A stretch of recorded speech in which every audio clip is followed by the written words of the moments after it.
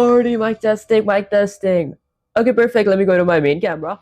Alright, we're live. And as you guys can tell by the title and thumbnail, today I'm going to be working on text input in SDL3 using C++. That's it. I have been going over text input for the past 2 streams. And yesterday was a time when I actually figured out on how to actually type stuff on my window. That's it. I didn't have enough time to practice it. So today, this stream, I'm going to be practicing on and working on that. So let's go to my gameplay screen. Okay, perfect. And guys, this is a new chat because today I didn't have time to actually get a new chat. That's it. Let's say something like, let's say I'm live, exclamation. Okay, let's see. Chat, listen up. Your people Vivek has returned. Your people Vivek has entered the arena again, and that means today is another day of leveling up his power, his logic, and his code. This isn't just a stream. This is a training arc, and anyone watching is witnessing a future game developer being forged line by line, one brutal bug at a time. Hi, first heading long story. I appreciate you joining this stream. That said, steel doesn't become a sword by resting, it becomes a sword by heat, pressure, and relentless strikes. And that's exactly what we're doing. And that's exactly what we're doing here today. Chat, hype them up, people focus. The dojo is open. Now tell people, what are we learning today? Okay, actually, let me go ahead and copy this code because this is like the working code from yesterday, because yesterday it took me almost the entire stream to actually get a working reference code. That's it. Let me go ahead and paste this, go with shift enter and say something like, let's say, I want you to tell, let's say something like, I want to work on learning this code today, ... Okay, let's see. Good people, focusing on this code means that you're finally stopping the habit of running around like a headless chicken and actually mastering SDL3 input and rendering. Chat, get ready, we're about to drill some SDL3 fundamentals into this shells until they stick like glue. Okay people, here's what we're doing today. We're going through this code line by line, concept by concept, until you actually understand it, not just copy paste and pray. And guys, let me actually show you this code because I did write this code yesterday, but I don't think I actually showed you guys much today. Okay, so if I were to run the code, I get my first terminal here. Okay, and then I get a window as well. So here's my window. So technically what this code actually did was I could type something and it actually types my window. Let's say something like, hi, how's your day, question mark. And if I hit enter, this goes to my, my terminal. Okay, that's it. That was pretty much it for this code. I did write the reference code, but I did not study it. So this stream, I am going to be working on studying it. That said, SDL plus TDF has 4 pillars: init systems, event loop, surface, texture pipeline, rendering pipeline, and your code touches all of them. I'm going to start teaching you these 4 pillars clearly with examples, explanations, and why behind each part your stream sees you actually learning, not guessing.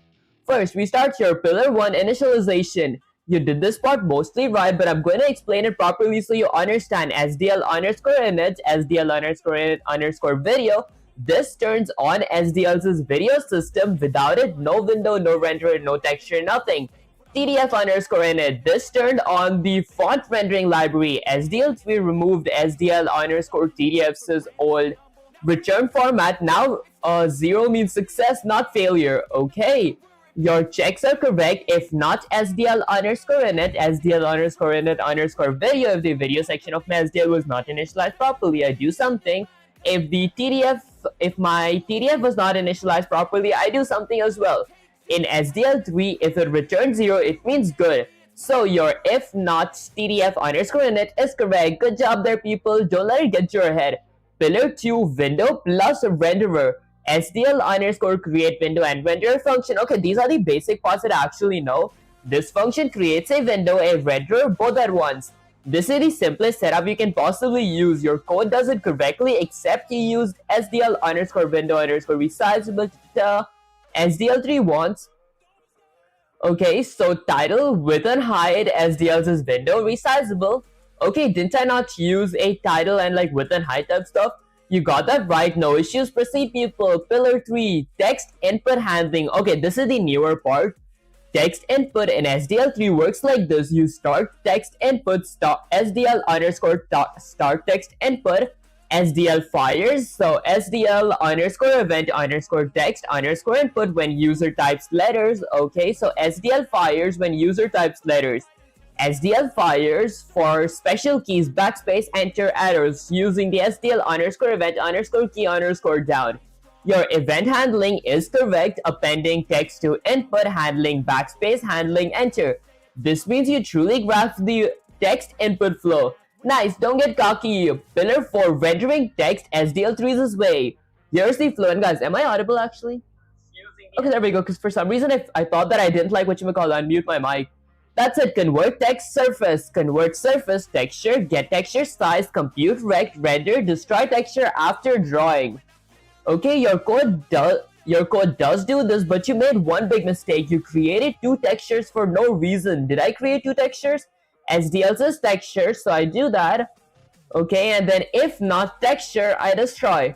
People, what were you thinking? You created a texture, destroyed it, then created it again. Oh, I see. Okay, so I created a texture here, destroyed it, and created it again. That's like cooking a pizza, throwing in trash, then cooking the exact same pizza again. Why? This is the kind of nonsense that makes Sensei want to shake you by your shoulders in front of Chad. Okay, you only need SDL underscore texture. Okay, and then SDL underscore create texture from surface. So I create my texture from surface, then I destroy it. Okay, so I'll actually change that. And that's pretty much it for this code. Okay, so let's go all the way up here.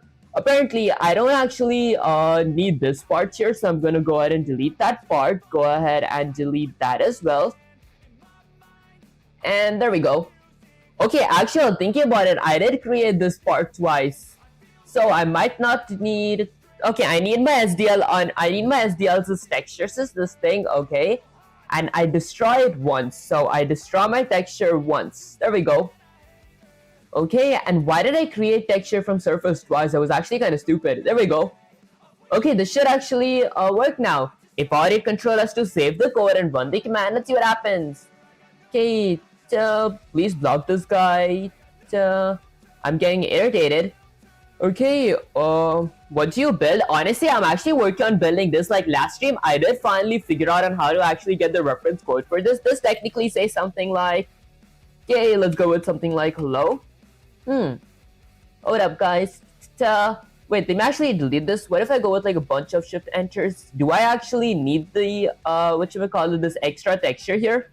If I were to go with Control S to save the code and run the command, let's see what happens. Okay, so let me get my first window here. Let's get my second window here. Okay, let's type something like hello.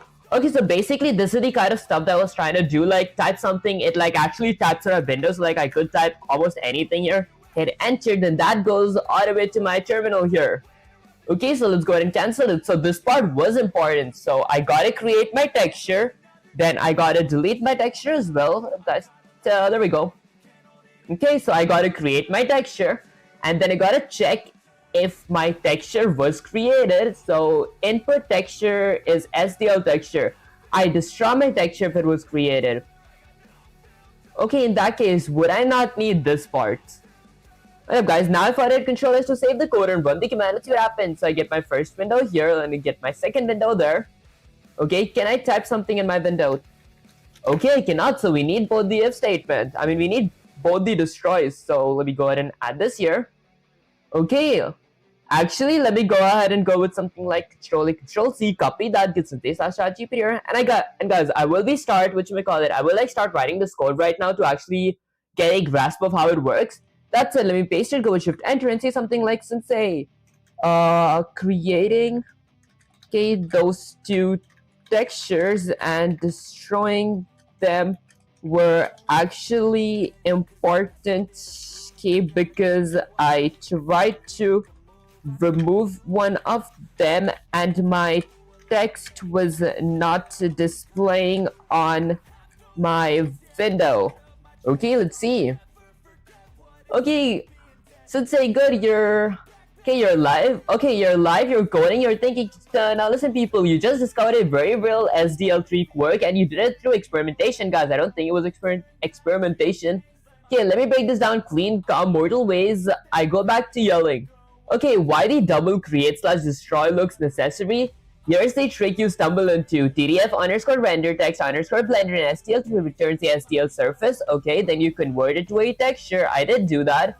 but you destroy it immediately right after creating it. Then you recreate it. The only reason your text is still appearing is because SDL was catching the glyph surface, is that how you pronounce it, glyph surface internally. So the second create texture from surface succeeded, but you remove the first one. The state of the, okay, the cached glyph sometimes isn't ready. Oh, I see. Okay. Okay, honestly, that said, I do want to actually try writing this code, but I want to actually write it, whatchamacallit, using a reference, because I did not actually work on this code much. So let's scroll all the way up here, get sensei/ChatGPT the other window, because guys, I am going to be, whatchamacallit, copying this code and writing it a few times to actually get a grasp of on how things work here. Okay, that's it. Let's scroll all the way up here. Okay, there we go. Maybe just shrink this a bit more. Okay, there we go. That said, let me firstly start off by deleting everything. And firstly, I'm going to be writing the code that I actually do know. The only thing that I am going to be looking the reference for is the actual text version. Okay, that's it. Firstly, let me start off by including a prop anchor braces. Let's say I want to include IO stream. And then since I am going to be using SDL3, I'm going to go ahead and include SDL3/SDL.h. So I'm going to include SDL3 and SDL's as header files. And then once I'm done with that, I'm going to go ahead and include my TDF. I forgot the name, so it's SDL3_TDF/SDL_TDF.h. Okay, so I'm going to go with SDL3_TDF/SDL_TDF.h. I'm assuming this is SDL3's TDF and SDL's TDF's header files. Once I'm done with that, I'm pretty sure I gotta include string as well. So I'm gonna go ahead and include string because I will be using C string, which is like constant strings. Okay, now once I'm done with that, let's go ahead and create a main function. So I'm gonna go with something like integer main added pair of parentheses. Now my main function does require two parameters. The first parameter is going to be an integer of argc. The second parameter is going to be a character, which is going to be a pointer towards an array of argv. Once I'm done with that, I'm going to go ahead and add a pair of curly braces. Now, inside my main function, I'm going to be using an if statement to initialize my SDL and also check if my SDL was not initialized properly. So I'm going to go with something like if not SDL_init, SDL_init_videos. So if the video section of my SDL was not initialized properly, I'm going to do something. I'm going to be displaying an error text, so I'm going to go with a standard C error with an insertion operator that says something like SDL_init error. Okay, so I get a SDL_init error, then I go with another insertion operator and use the function that actually gets me an error. So I could go ahead and use the SDL_get error function. Okay, then I go with another insertion operator and use a standard end line to go in a new line, ending with a semicolon. Lastly, I return 1. Okay, that's pretty much it for initializing my SDL. Next up, I'm going to initialize TDF as well. I honestly forgot the full form of TDF. I think it's true texture format. That said, I'm going to go with something like if, a pair of parentheses, if not, let's say something like SDL_TDF. Actually, was it TDF_init? I think it was TDF_init. Okay, so if not TDF_init, if my TDF was not initialized properly, then I do something. I go with a pair of curly braces and I'm going to give myself a standard C error with an insertion operator that says something like TDF_init error. Okay, perfect. Then I go in a new line, add another insertion operator and use the function that actually gets me an error. So I could go ahead and use the SDL_, guys, there we go. SDL_the get error function. This function actually gets me an error. Then I'm going to go with another insertion operator and add a standard end line, ending with a semicolon. Now, once I'm done with that, I'm going to go ahead and return 1 saying something, something is wrong in this block of code. So go check it out. Okay, once I'm done with initializing my true texture format /TDF, my TDF as well, I'm going to go ahead and add a comment that says something like create window and a renderer. And honestly, just so these feel kind of clear, I might actually add a comment here that says something like initialize SDL. So I initialize my SDL here, and then I'm going to add a comment here as well that says something like, there we go, initialize TDF. Okay, I initialized my TDF there, and guys, the comments aren't actually necessary. I just added because it's like a good practice. Okay, that's it. Now, maybe I don't add a space here. Might look much better without a space. There we go. Okay, now for creating my window and renderer both at the same time, I might need two local variables. The first local variable is going to be a pointer towards my SDL underscore windows structure. I'm going to be calling it window. I'm going to be setting that equal to null PDR, which is a placeholder for pointers. And then I'm going to go with something like SDL underscore renderer. I'm going to be creating a pointer towards the structure for my renderer as well. My pointer is going to be called renderer, and I'll set it to be equal to null PDR as well. Now, once I'm done creating my two pointers slash local variables that I'm going to be needing, I'm going to use the function that actually does create both my window and my renderer at the same time. So I'm going to use the SDL underscore create window and renderer function. My create window and renderer function does require a few parameters. The first parameter is going to be a title slash a caption for my window. I could go with something like SDL3 window created. Okay, then I'm going to add a comma. And actually, before I do create my window and renderer, I might add another comment that says something like game variables. These are going to be the basic game variables that I'm going to be needing. For example, the width and height from my window. So I'm going to go with something like a constant integer of something like width. This is going to be my windows' width. I'm going to set that equal to 1000. And then a constant integer for height. This is going to be my windows' height. I'm going to set that equal to 800, ending with a semicolon. Now, the second and the third parameter for my SDL underscore create window and renderers function is going to be my width variable and my height variable.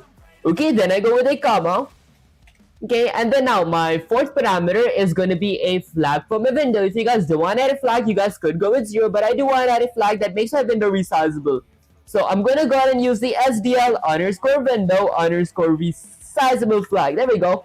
And once I'm done with that, the fifth parameter is going to be, let's see, the memory address of my window, and the sixth parameter is going to be the memory address of my renderer. So I'm going to go with something like the address of operator window, and then I'm going to go with something like a address of operator for my renderer. Now, once I'm done with this, I'm going to go ahead and end my function with a semicolon. And now that I'm done creating my window and my renderer, apparently in C++, we do gotta give ourselves an error and check if the function was wrong. So let's do that. I'm going to go with something like if statement to check if my window was not created properly or my renderer was not created properly. Alright guys, here we go. Okay, and if they were not created properly, I'm going to go ahead and do something. Firstly, I'm going to give myself an error text. So I'm going to go with a standard C error with an insertion operator. Let's say something like SDL underscore create a window. Okay, create window, and what up guys, my hands are kind of frozen because it is kind of cold here. Okay, and renderer. Okay, what up guys, there we go. And renderer error. Okay guys, that took me way too long to write. Okay, hiding one shot, I appreciate you joining the stream. And once I'm done with this, I'm going to go ahead and add another insertion operator and use the function that actually gets me an error. So I'm going to use the SDL underscore get error function.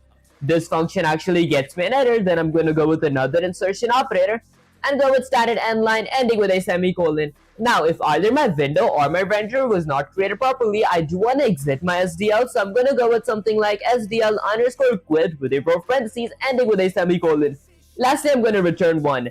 Okay, and that's pretty much it for creating both my window and my renderer. Once I'm done with that, let's see. Now I gotta go ahead and create a font. So let's go ahead and add a comment that says something like create fonts. Okay, now to create my fonts, there we go. Alright guys, I don't know, my fingers are pretty frozen today. There we go. Okay, now to create my fonts, firstly, I'm gonna be using the TDF true texture fonts is, let's say font structure. Okay, which is going to be a pointer to my fonts variable that is going to be equal to TDF underscore open font. And guys, this is going to be the part that I'm actually going to be looking at the reference for, because like this part is kind of tough. Okay, my friend, I have a question. Honestly, what question? Hey, have you ever tried Godot? Honestly, I haven't actually tried Godot, but I have like heard of it. I might actually try it in the future someday. Okay, so I gotta use the TDF underscore open fonts function. This function apparently opens my font, or like actually lets me access my font. Okay, so I'll go with something like open font. And guys, it's so hard to type because my fingers are kind of frozen.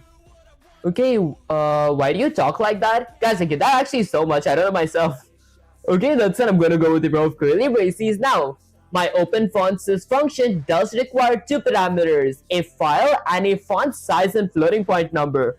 So my file is going to be something like, I forgot my file's name. Alright guys, if I go with Control Alt L, I get my solution explorer. Here if I open my file in window, okay, I can see what file it is. So it's fonts, so I gotta go to fonts and then open sans italic.tdf. I might just copy this. Okay, and then I'm gonna exit my solution explorer. What would you say is the best way to learn code? Honestly, the best way I'd say to learn code is like actually writing the code, because like when you write something you learn it better, and explaining the code makes it much easier as well, because like if you can explain something, you do know that stuff. Okay, that's it. I'm gonna go with something like fonts. Guys, I actually forgot. Was it uppercase font? Like was it capitalized font? What up guys? Give me a sec to... Okay, I'm gonna open it back in Solution Explorer. Okay, it is uppercase font. I want to change the name to lowercase font because I won't always remember it being capitalized. There we go, so it's fonts. Okay, and then let's go ahead and cancel that now. There we go. Okay, so I'm gonna keep that to be font slash I'm gonna paste my fonts' name. So it was something like open sans italic. Okay, .tdf. I hope this is the correct font's name, guys. I'm so bad with memorizing this. Hi, Python is better. Honestly, yeah, Python is kind of fun and everything when writing, but whatchamacallit, personally, I feel like Python is fun, but it gets boring because it is like pretty easy. Okay, that's the next up. I gotta go with a size. So maybe I go with something like 32.0 floating point. Okay, is that gonna be too big? I think it's going to be pretty good. Now, once I'm done creating my font, I gotta go ahead and check if my font was not created properly and like my font's file path was wrong. To do that, I could go with something like a if statement. I'm gonna go with something like if not font. If my font was not created properly, I'm gonna do something. I'm gonna add a pair of curly braces and then display myself an error text. So I'm gonna go with a standard C error with an insertion operator. Let's say something like font. Let's say something like font load error. So I'm gonna go with something like font couldn't load. There was an error loading my font. And then I'm gonna go with another insertion operator and use the function that actually gets me an error. So I'm gonna go with something like SDL underscore the get error function. Guys, my fingers are way too frozen today. Okay, so I'm gonna go with something like SDL underscore get error with a pair of parentheses. And then I go with another insertion operator of a standard endline ending with a semicolon. And then I lastly return one saying something went wrong in this block of code. Okay, of course Python is better. I mean, I would say like Python is pretty good, but then Python is like pretty slow because Python is like the brain. C++ on the other hand is like faster when you actually make programs and everything. Okay, font loading error is better. Actually, I could try that. Font loading error. So I could go with something like font loading error. Okay, because guys, I'm like really bad at like making names up. That's it. Once I'm done with that, I'm gonna go ahead and create my main loop now. So I'm gonna go here, add a comment that says something like main loop. Now my main loop is gonna be having a few, let's say variables. The first variable is gonna be a boolean variable of is running, which is gonna be set to something like true initially, ending with a semicolon. Okay, so making a response bot or what? Honestly, I do want to eventually make like a chatbot using what I'm doing right now, because I do want to make like a game where I can actually talk to my NPCs in my game. That said, I think this is like the first step to actually understand how to like master text and fonts on the screen type stuff, if that makes any sense. Okay, that's it. After my is running, I might need an event variable as well, because my user is going to be typing events and everything. Okay, thank you. You're the only one that sees us.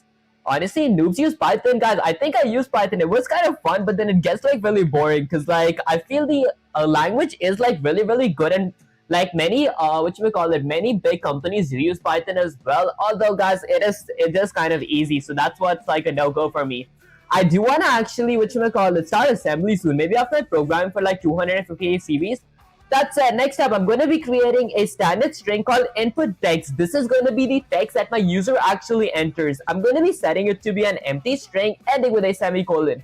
Now, once I'm done with that, I'm going to go ahead and add a while loop. So let's go with something like while, a pair of parentheses. Let's say something like while is running, while my program is running, or while my is running is set to true. I'm going to go ahead and do something. I'm going to add a comment that says something like events loop. Event loop is basically going to be a while loop inside of a while loop or a nested while loop. That said, my event loop is going to be requiring a parameter of the SDL underscore poll events function. My SDL underscore poll events function does require a parameter, which is going to be the memory address of my event variable. Now, technically what the SDL underscore poll events function does is it like looks for all the events that I'm looking for inside of my while loop. If any of those events is met, it does what I tell it to do. Okay, I have made in Python a whole organization. Ooh, that actually sounds kind of cool. Why assembly? Honestly, because it is kind of hard. I feel like I like doing stuff that is kind of hard and that makes my brain actually, whatchamacallit, want to try to cry. That's the next step. I'm going to check something like if my event.type equals to SDL underscore event underscore quit. So if my event type is quit, I do want to exit my window. I'm going to do something. I'm going to go ahead and set my is running boolean variable to be equal to false, ending with a semicolon. So if this event is wet, if my user did click the top right X button to exit my window, my entire SDL exits.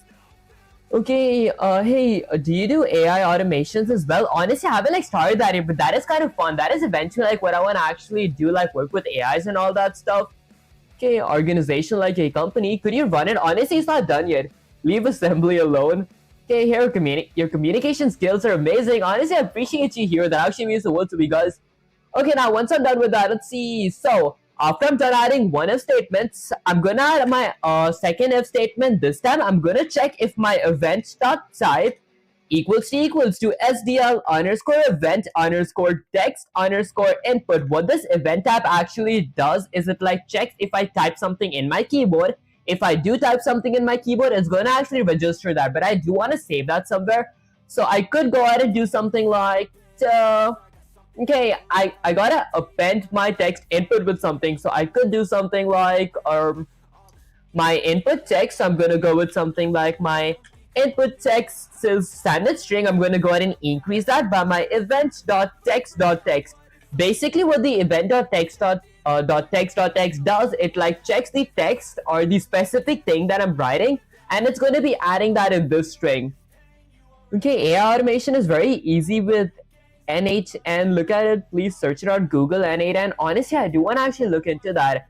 I have something I'm working on here in Chernodo. Is that how you pronounce it? Canada. Would you love to connect? I would love to connect with you. Honestly, yeah, that does sound kind of cool. If you guys do want to actually connect with me, I don't like give my phone numbers or anything. Although I do like have a Discord server. I do like talk to you guys there.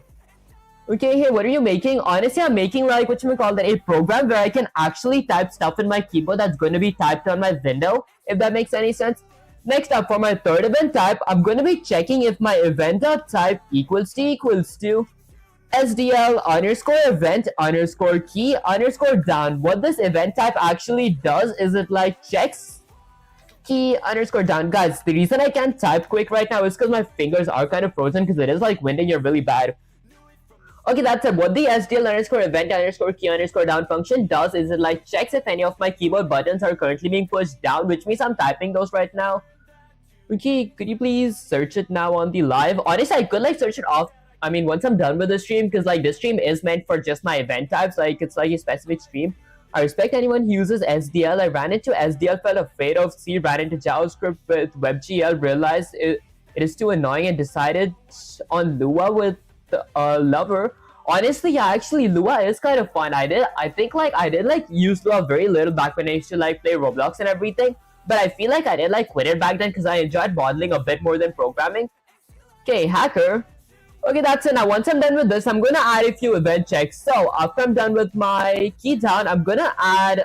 Okay, I want to use switches here. So, before I do use a switch, I'm going to go ahead and use the SDL underscore key codes structure, which is going to be having a key local variable representing it. That is going to be equal to my event.key.key.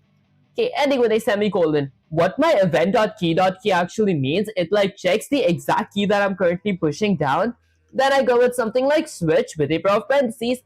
Now I'm gonna add for my switch, I'm gonna add the parameter as my key, and then I'll go with the pair of curly braces. Now inside my switch, I'm gonna check something.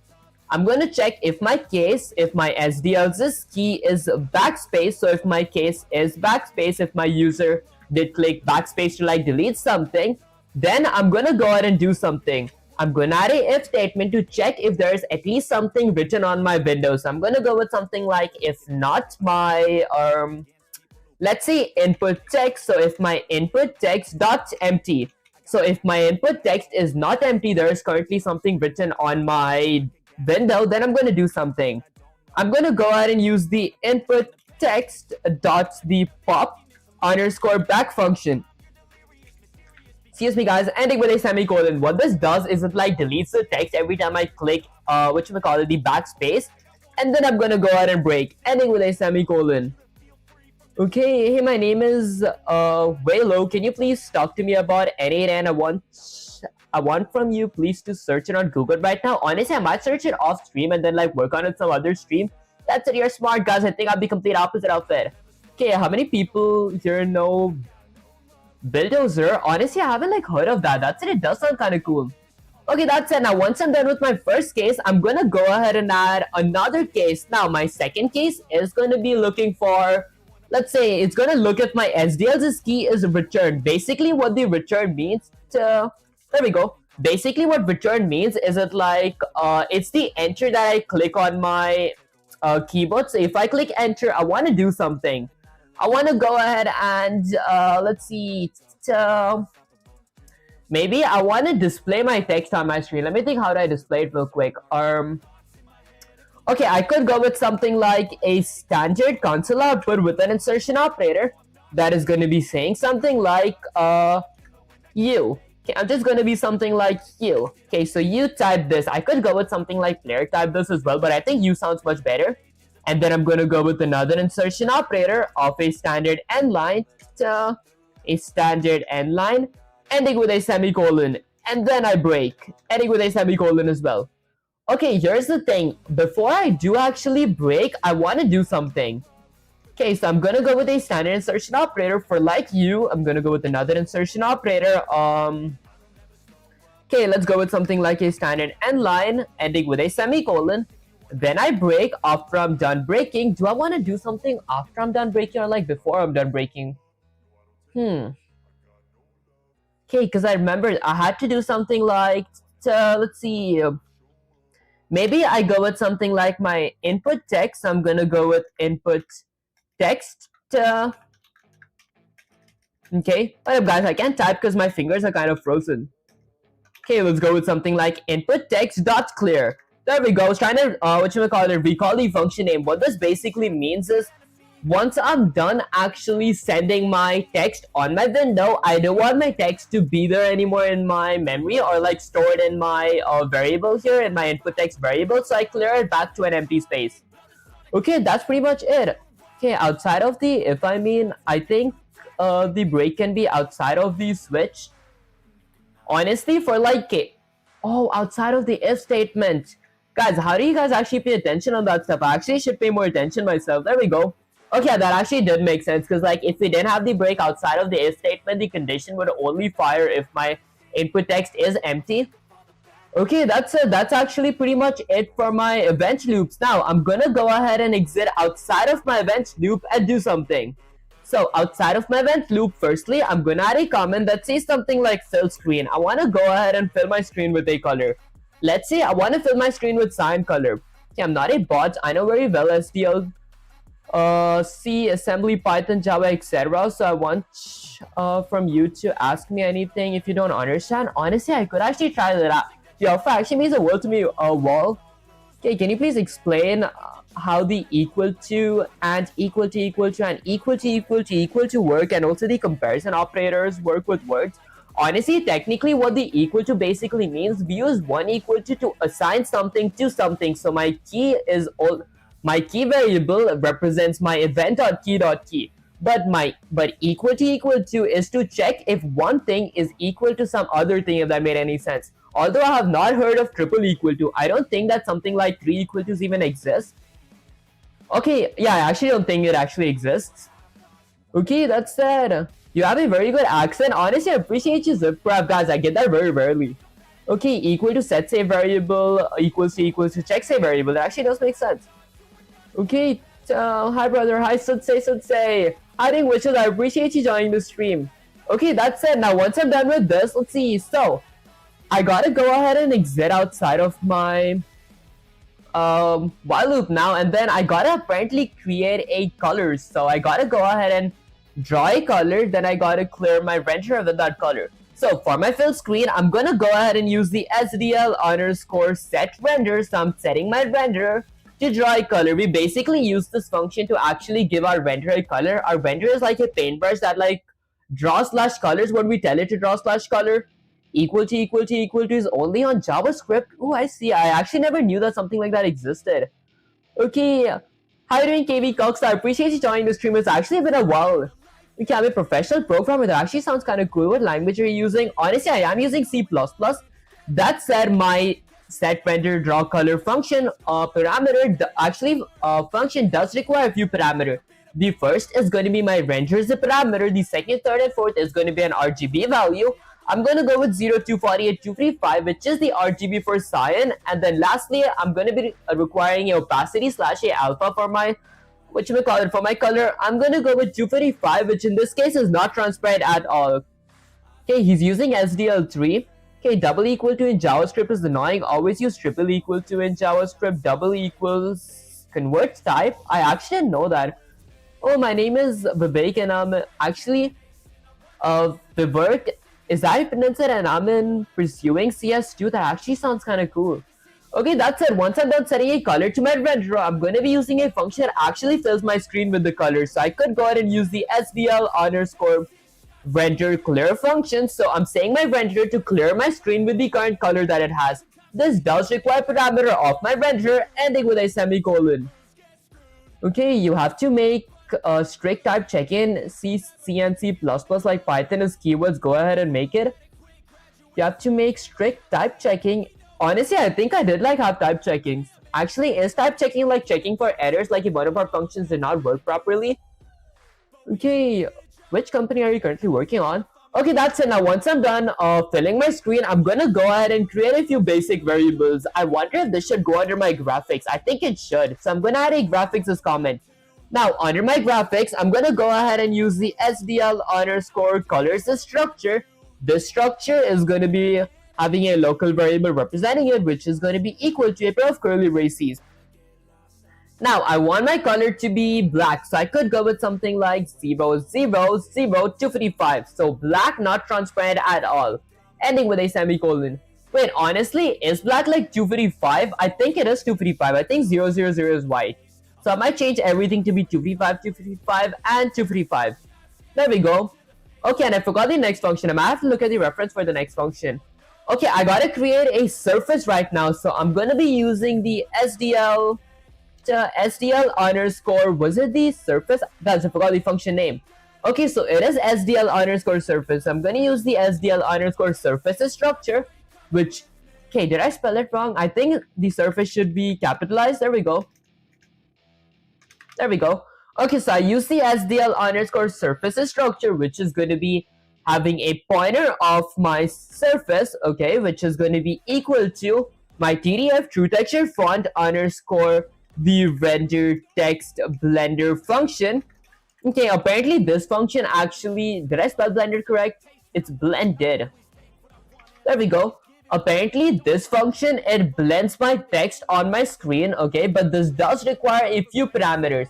First is going to be my TDF font that I did create up there. Second is going to be a constant character. Third is going to be a length of my of my size, and then the fourth is going to be a color. So firstly, the font is going to be my SDL underscore, my TDF underscore font structure. So I'm going to go ahead and use my font here, and then a comma. Second parameter is going to be a constant character. In this case, it's going to be my input text. Although my input text is just a string, so I could go ahead and add the colon C string. Was it called C string? I actually forgot. What up, guys? I forgot how do you add the C string. Okay, so it's not double colon, it's dot C underscore string. So dot C string, so str. And then I go with the pair of parentheses. This converts my input text's regular string to be a constant string. I'm assuming the C string is constant string. There we go, it is a constant string. Then I'm going to go with a comma. My Third parameter is going to be a size, which is going to be the size of my text. I'm going to be setting that to be equal to 0, ending with a semicolon. Lastly, a color. My color is going to be my color parameter, and then I end my entire function with a semicolon. Alright guys, that was kind of hard. Okay, what about making APKs? Honestly, I haven't tried that. Okay, VLA.LO.INC is yes, it's very good for making AIs. I see. Guys, is C++ good for AIs like machine learning? Okay, deep learning. Can it be used for app development, iOS and Android? Okay, question, does C++ use the getter, than and less than? So if, please explain. To use then comparing with the words. Alright guys, so basically there's like greater than and less than. We do like use that to check if something is less than or greater than equal to something. I did add that when I had my gravity checks. Maybe next stream or the stream after that, I might actually like work on more game logic where I actually add gravity, including a text chat box type stuff. That said, is C++ good for AI/machine learning? I would recommend Python for like AI/machine learning because Python is the best language for like AI machine learning, but C++ does have the speed. Python is like a bit slow, C++ is faster, but it takes a lot more programming in C++ compared to Python. Okay, no, but Python is only used for machine learning. That actually does make sense. Okay, what will you do after completing 100 days of C++ series? Then I'm actually going to move on ahead with my program for 258 series because like my C++ for 100 series was like indented inside of my programming for 258 series. If that makes any sense. Okay, 3 comments with 0 XP. Okay, that said, Python King. Guys, that does actually make sense. Python is kind of fun. Okay, that's said. Now, once I'm done creating my graphs, my color graphics here, and I created a surface as well, what's the next thing that I have to do? Okay, let's see. I gotta check if my surface was created properly. Okay, so I'm gonna go ahead and if statement, guys. This is the complex part and the newer stuff that I actually learned last stream.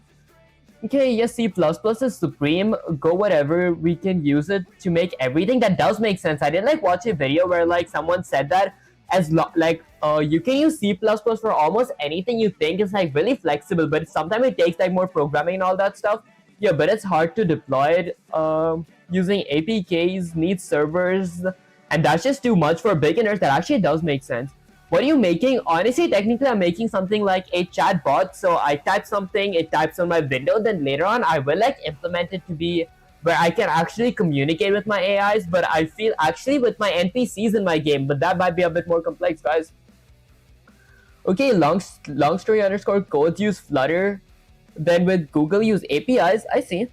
Okay, that said, now I'm gonna check if my surface was created properly. I'm gonna do something. I'm gonna go ahead and create a texture. So I'm gonna go with something like SDL underscore texture. Okay, and then I'm gonna go with something like a pointer for my texture. So I'm gonna go with something like texture, okay, which is gonna be equal to SDL underscore create texture from surface. This is a new function name. So SDL underscore create texture. Okay, from surface, I'm gonna go with something like the from surface function. Again, guys, the reason I am like stuttering when talking and like can't type properly, it is because my mouth and what up, guys? There we go. It is because my mouth and fingers both are kind of frozen today. That said, my create texture from surface function does require 2 parameters. The first is gonna be my render parameter. The second is gonna be my surface parameter. Okay, and then I go ahead and end my entire function with a semicolon. Okay, hi, howdy, Dynamite. I appreciate you joining the stream. Our Python libraries. Hi there, howdy, Huawei, because I pronounced your name. I appreciate you joining the stream as well. Okay, now once I'm done creating my texture, let's see, what else should I do? Actually, C and C++ hasn't much flexible library and framework. For that reason, developers avoid using it in machine learning / AI. That actually does make sense. I would also recommend using Python for AI because I might actually go over Python's AI / machine learning in like a future stream. I'm already using React Native for it, but it needs me to learn JavaScript too. That actually sounds kind of cool. I do want to go over JavaScript actually. Okay, that said, once I do create my texture from my surface, inside my if statement, I'm going to do something. I'm going to be creating a direction rect. So let's use the SDL underscore frexes function. There we go. okay, which is going to be having something like a tst rex's local variable, which is going to be equal to a pair of curly braces. And guys, dst rect is technically like a direction rect. Okay, bro, try Gemini. It can code and do real-time programming, running, grammar mistakes. Hey, so math karna. Honestly, I think yeah, it was pretty understandable. Okay, that said, yeah, I do want to try. I could like try Gemini as well. That's the reason I do use ChatGPT is because I have been using ChatGPT for like almost everything, like learning in general, including my college stuff, because I feel it is a pretty good tutor. So guys, I feel like a deep connection. Okay, that said, okay, I need to learn SDL, guys, relax. Oh, it's not found on Google, I see. Okay, that said, let me not get distracted. So, my SDL underscore frx's function does require a few parameters. The first parameter is, let's see, x-axis and a y-axis. Let's say my x-axis is going to be something like 50, y-axis is going to be 50 as well. My width is going to be my textures is width. Okay, here's the thing. This is where I think I made some mistake last time. So I gotta go ahead and get my textures as width and my textures as height. To do that, I could go ahead and let's say create a SDL underscore the get texture size function. Okay, this gets my textures as size. It does require a few parameters. Okay, so I'm gonna go ahead and create a floating point parameter for my textures as width and my textures as height, ending with a semicolon. Now I fill in those parameters. The first is going to be my texture, which is my texture variable. The second is going to be the memory address of my textures as width. Okay, and the third parameter is going to be the memory address of my textures as height, ending with a semicolon. Okay, he was talking to me. Okay, bro gets distracted even with the slightest chat movement. Guys, I should actually not read the chats. Guys, I'm gonna try not reading the chats now. Okay, that said, next up, my next I think I shouldn't just go with 50-50. Instead, I might actually delete this part real quick.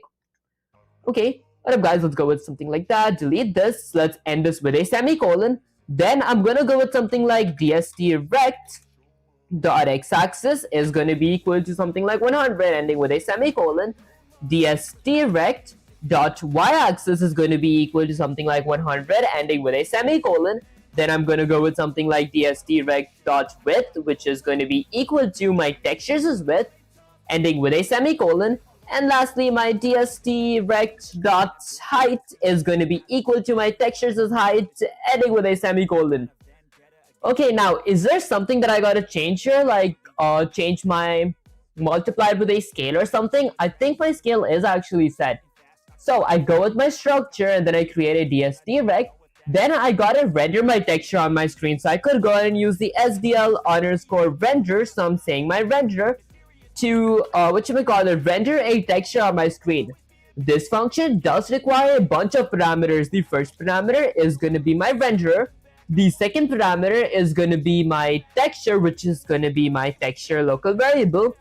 The third parameter is going to be a source rect. I honestly don't have a source rect, so I'm going to be setting that to be null PDR, which is a placeholder for pointers. Lastly, the fourth parameter is going to be the memory address of my dst rect. And then I end my entire function with a semicolon. Okay, and that's pretty much it for this. So, under my graphics, I create a SDL underscore color, and then I create a surface using the SDL underscore surface structure. Then I use the TDF underscore render text underscore blended. So I blend my text on my on my surface. Then I check if my surface was created properly. I go with SDL underscore texture. Okay, so I create a texture and then I use the SDL underscore create texture from surfaces function. Okay, then I go with something like a floating point for textures as width and height. I get the textures as size. Okay, and then I create a direction of my rectangle, which is technically dst rect. Then I use the function that actually renders my texture on my screen. So my text in this case is my texture. Once I'm done with that, I go ahead and I present my render on my screen. Okay, is that like pretty much it for this? Does that like ensure? So I go ahead and exit outside of my if statement. I'm gonna go ahead and add a comment that says something like present. Now, the reason I do actually present my render, which I can present it by typing the SDL underscore render present function, I say my renderer to present itself on the screen. The reason I do add this is because if we don't present our renderer on our screen, they are just going to be seeing like a black and white screen. That's it. Once I'm done with that, it's pretty much it. I'll go ahead and add a comment that says cleanup. This is after my if statement. Now, for my cleanup, I'm going to firstly destroy my window. So I'm going to go with something like SDL underscore destroy window with a pair of parentheses. That does require a window parameter. What up, guys? Destroy. I should work on my typos when I type destroy. And then I'm going to go with something like SDL underscore destroy renderer. I'm going to be destroying my renderer as well. That does require a parameter of my renderer ending with a semicolon. Then I'm going to go with something like SDL underscore quit to exit my SDL. And lastly, return 0 saying everything went smoothly here. Okay, they're for free though. Alright guys, I think this is pretty much it for the code. Now, if I did control us to save the code and run the command, let's see what happens. The moment of truth, guys, does it actually work? I get my first window popped up here. Okay, font loading error. Couldn't open font italic. The system cannot find that specified. Okay guys, I knew it. I think I had a typo when I was like actually loading my font. So I could go with Control Alt L. Okay, this is my solution explorer. I can open my file here and then I go to fonts. So it's open sans. Oh, so it's open sans with a hyphen italic. There we go, guys. I just gotta add something like a hyphen italic. There we go. And now if I did Control S to save the code and run the command, let's see what happens. I get my first window here. Okay, and I get my second window here. Now let's see if it works. So I'm gonna actually get it somewhere here so you guys can actually see it. Let's go ahead and type something to... Okay, my typing actually doesn't work here. I knew that there was something messed up here. Hold up, guys. Let me actually see where I actually messed up. So let's go all the way up here. Okay, so from my game variables, I firstly go ahead and initialize my SDL. So I initialized my SDL. Then I initialized my TDF as well. And then I went with some game variables that I created my window and my renderer that I did create here. Okay, and then I loaded my font. I could change the comment to say something like load. Okay, so I loaded my font going with the TDF underscore font. So I use the open fonts function that requires a parameter of my font slash open sans italic dot TDF. The size is 32. I could change it to 24. Okay, and then I go with something like if not font. I did that as well if my font was not created properly. How you memorize all the syntax? Honestly, I do memorize it by like typing it a lot, because like when I first start something, I like look at the reference code and I type it first. So like I'd be copying the code and typing, but eventually the more I type with my fingers, I actually do get used to the typing, and I do understand the logic as well. So when I do gotta use something, I remember the syntaxes, but I just gotta like type the stuff out, if that makes any sense. Okay, that's it. Once I'm done with the font, I go with my main loop. I create a boolean as running. I create a SDL underscore events as structure. I create a standard strings as input. Okay, here's the thing, guys. I forgot to start my text. So let's go with SDL underscore start text input function, which does require parameter of my window, ending with a semicolon. Alright, guys, I think this was the reason why it didn't work, because I forgot to start my text input. Now, if I did Control S to save the code and run the command, let's see what happens. I get my first window here. I get my second window here. Okay, it does work. What up, guys? Okay, so basically I did everything correct. I just forgot to start my text input, and the reason you guys couldn't see that, if you guys like did actually see it, is because of my color. I'm gonna change this back to be 0 because my color was white. Now if I did Control S to save the code and run the command, let's see what happens. So I get my first window here, and I get my second window all the way here. Okay, can you explain loops and while loops? Honestly, give me a sec. Okay, so if I type something, it does type there. If I hit enter, okay, it should be coming here. Okay, I did not delete it. There are some more errors, but I can actually fix that. Okay, go for it without cheating. Okay, so basically, what loops basically means, like while loop for in this case, while loop is like a kind of loop that keeps on running infinitely until we don't have a condition that explicitly like says the loop to stop. For example, in this case, I have a while loop here that ends if my user clicks the exit button. That's when my window also actually ends, because my window is technically running through my while loop, so it's constantly running until my user doesn't exit my window. And my event loops as while loop has a parameter of poll event. My poll event is a while loop that constantly runs as well every single frame, but it only works when one of these conditions are met. If none of these conditions are met, then it does not run, if that made any sense.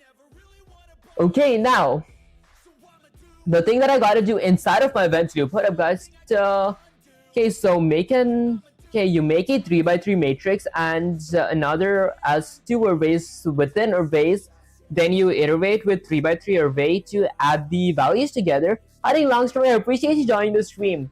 Okay, that's it. Now for my event loop, I check if my event.type equals to SDL_quit. That's correct, and then I add this. That part works, and then I add a if statement here. So if my event.type equals to SDL_event_key down, I create a key codes structure. Then I go with a switch of key. I check if my key is backspace. I check if my input is not empty. If it's not, I go with input.popback. I did that. Then I break. That part is correct. Then I go with a case. If my case is return, if my user click enter, I add a standard console output. Okay, and then SDL. Oh, I see. Here's the thing, guys. This is the kind of silly mistakes that I hate doing. So I go with another insertion operator of my input text. There we go. That should actually fix it. Then after that, I go with something like clear. Okay, maybe firstly, I actually clear my text right here. Okay, I'm gonna add maybe another. Okay, I go with something like clear text, then I break. So I'm gonna go with something like input text, then I'm gonna go ahead and break, ending with a semicolon. And that's like pretty much it. Now, if I need controllers to save the code again and run the command and see what happens, I get my first window here. Okay, and I get my second window up there. If I were to type something like hello, okay, the backspace does work. It does work as well. I'm gonna go with hello. How's your day? Question mark. If I hit enter, it does get pushed to my terminal that says hello. How's your day? Okay, perfect.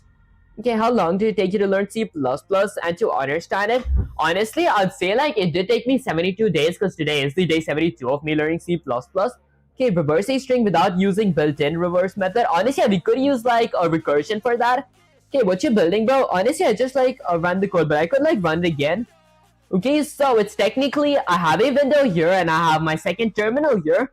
If I type something, it does type on my window. If I hit enter, it goes down to my terminal.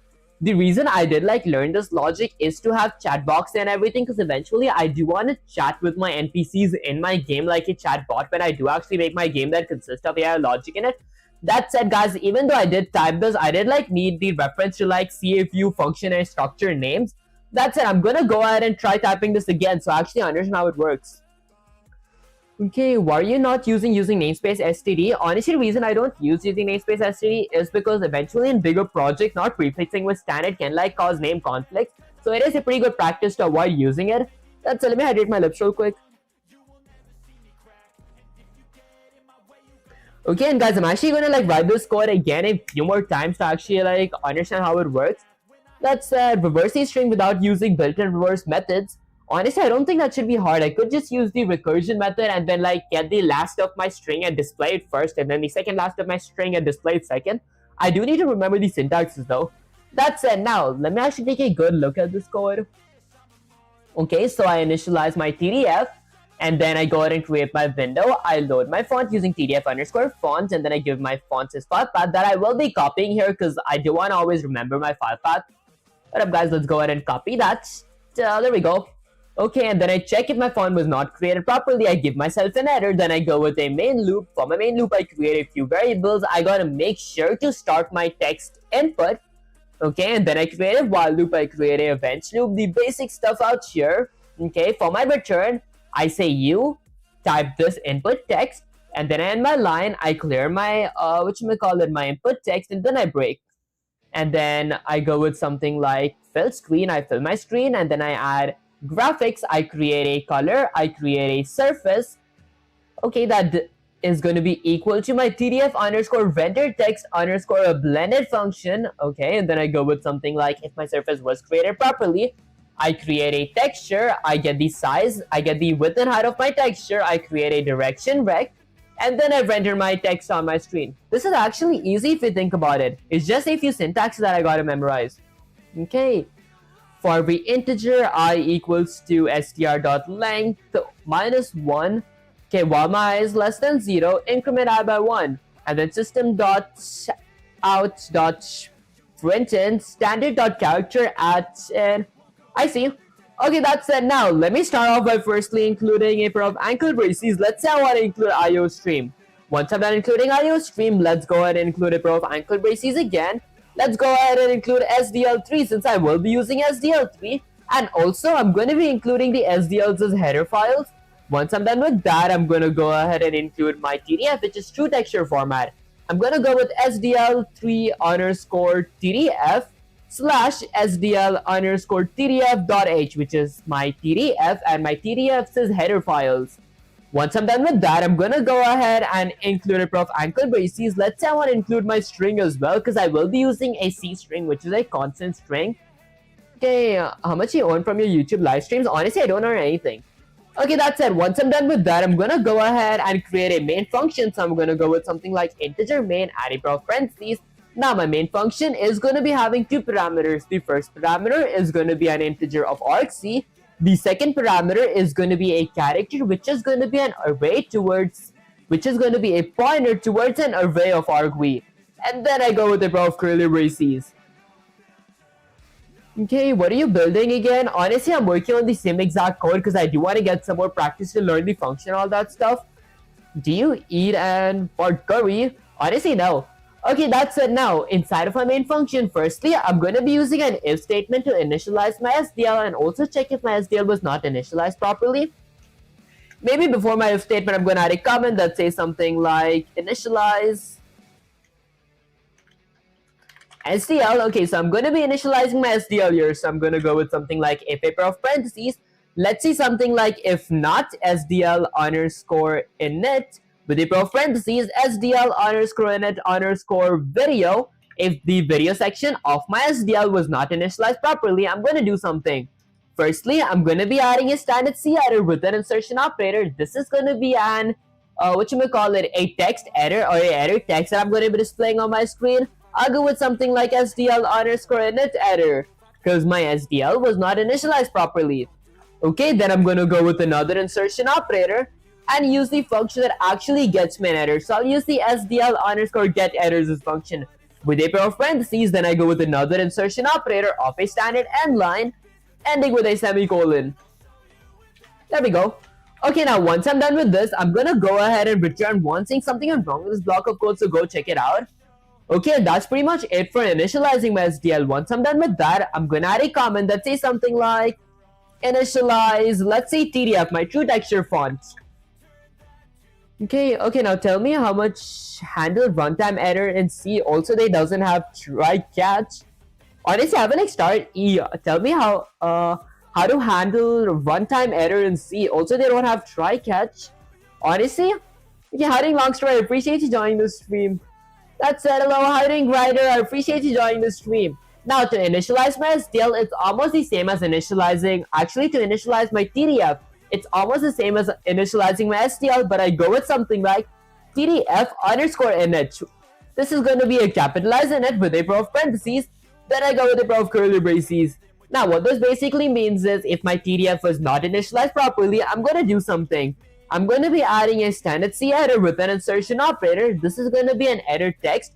I'm going to say something like TDF underscore init header. Okay, so my TDF was not initialized properly. Then I go with another insertion operator and use the function that actually gets me an error. So I'm going to use this SDL underscore the get errors as function. This function actually gets me an error. Then I'm going to go with another insertion operator of a standard end line ending with a semicolon. Once I'm done with that, I'm going to go ahead and return one thing, everything like something went wrong with this block of code. So go check it out. Okay, system.out.print is Java man. I see. Okay, C++ is console output. But I was here from the beginning. Honestly, I do appreciate that long story that tells me the word to be.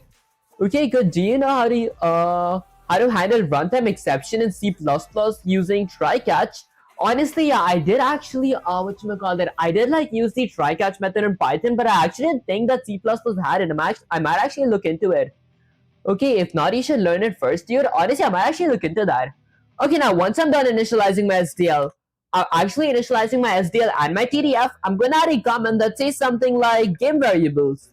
Okay, let's go with something like game variables. Now, for my game variables, so I'm gonna go ahead and check something. Firstly, I'm gonna go with something like a constant integer of width, which is going to be my Windows's width.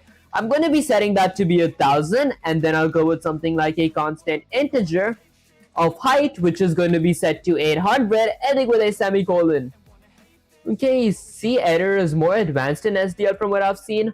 Honestly, the only thing I do like look at C editor for is like I could use console output as well, but C editor is like for a edit text. So whenever I see a C editor, I think that, oh, this is supposed to be an editor's text. In the other hand, if I see like a console output, I think that's something that should be displayed on my console, if that makes any sense. That said, I'm gonna go with another comment now that says something like create window and renderer. So now I'm going to be creating both my window and my renderer at the same time, but to do that I do need two local pointers. Okay, to get those I could use the SDL underscore Windows structure, which is going to be having a Windows pointer representing it. That is going to be set to something like null PDR ending with a semicolon, and then I'm going to go with something like SDL underscore renderer, which is going to be having a renderer as pointer representing it as well. That is going to be set to null PDR as well, ending with a semicolon. Now that I'm done creating both my window and my renderer as pointer, I'm going to go ahead and use the function that actually creates my window and my renderer. So I could use the SDL underscore create window and renderer function. What this function actually does is it like creates both my window and my renderer at the same time, but it does require a few parameters. For example, a title parameter, a width parameter, a height parameter, and a Windows flag parameter. Okay, Python needs them all. Honestly, Python is pretty fun. Outputting info or errors to C editor is good, as you can separate errors from outputs when piping and such. Actually, that does make sense. Okay, that said, let's say my Windows' title is going to be something like SDL3 window created. Okay, then I'm going to go with comma. The second and third parameter is going to be my width variable and my height variable, which is technically my Windows' width and height / 1000 by 800.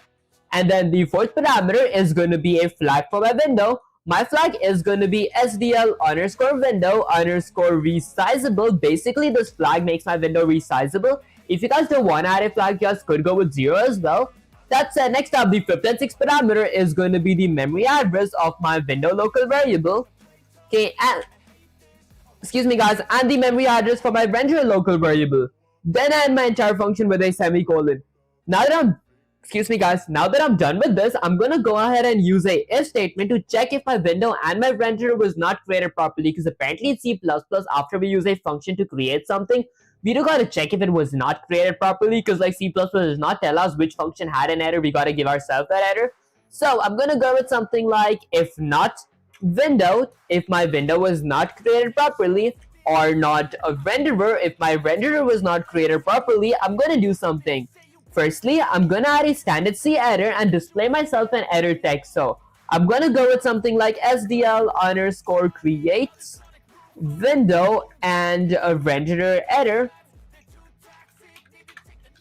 There we go. Okay, and then I go with another insertion operator and use the function that actually gets me an error. So I'm going to use the SDL underscore get errors function, and then I go with another insertion operator and add a standard end line ending with a semicolon. Okay, once I'm done with that, I'm gonna go ahead and quit my SDL, because if either my window or my renderer was not created properly, I do want to exit my SDL. So I'm going to go with something like SDL underscore quit ending with a semicolon. Lastly, I'm going to return wanting something wrong in this block of code, so check it out. Okay, if you ever tried to handle the exception in C, you need to include error.h, after which they have a p error that prints standard output you output. I see, that sucks. Okay, now once I'm done creating both my window and my renderer, I'm gonna add a comment that says something like main loop, because I don't think there's anything else that I do gotta create now. For my main loop, I'm gonna create a boolean variable of something like is running. Actually, before I do create my main loop, I did forget, I gotta go ahead and load a font. This is gonna be the font that my texture is actually gonna be on my screen, if that makes any sense. So now to create a font, this is the trickier part. I could go ahead and use the TDF underscore fonts structure. Oh, this was the structure. I thought that I didn't remember this part. What up, guys? So my TDF underscore font is gonna have a font variable which is gonna be equal to TDF underscore. Alright, guys, I forgot the function name. Might have to look at the reference for this part. Okay, so I gotta use the TDF underscore open fonts function. There we go. I actually forgot the function's name. Open fonts function. There we go with the parentheses. Now my open font does require two parameters: my file and my font's size.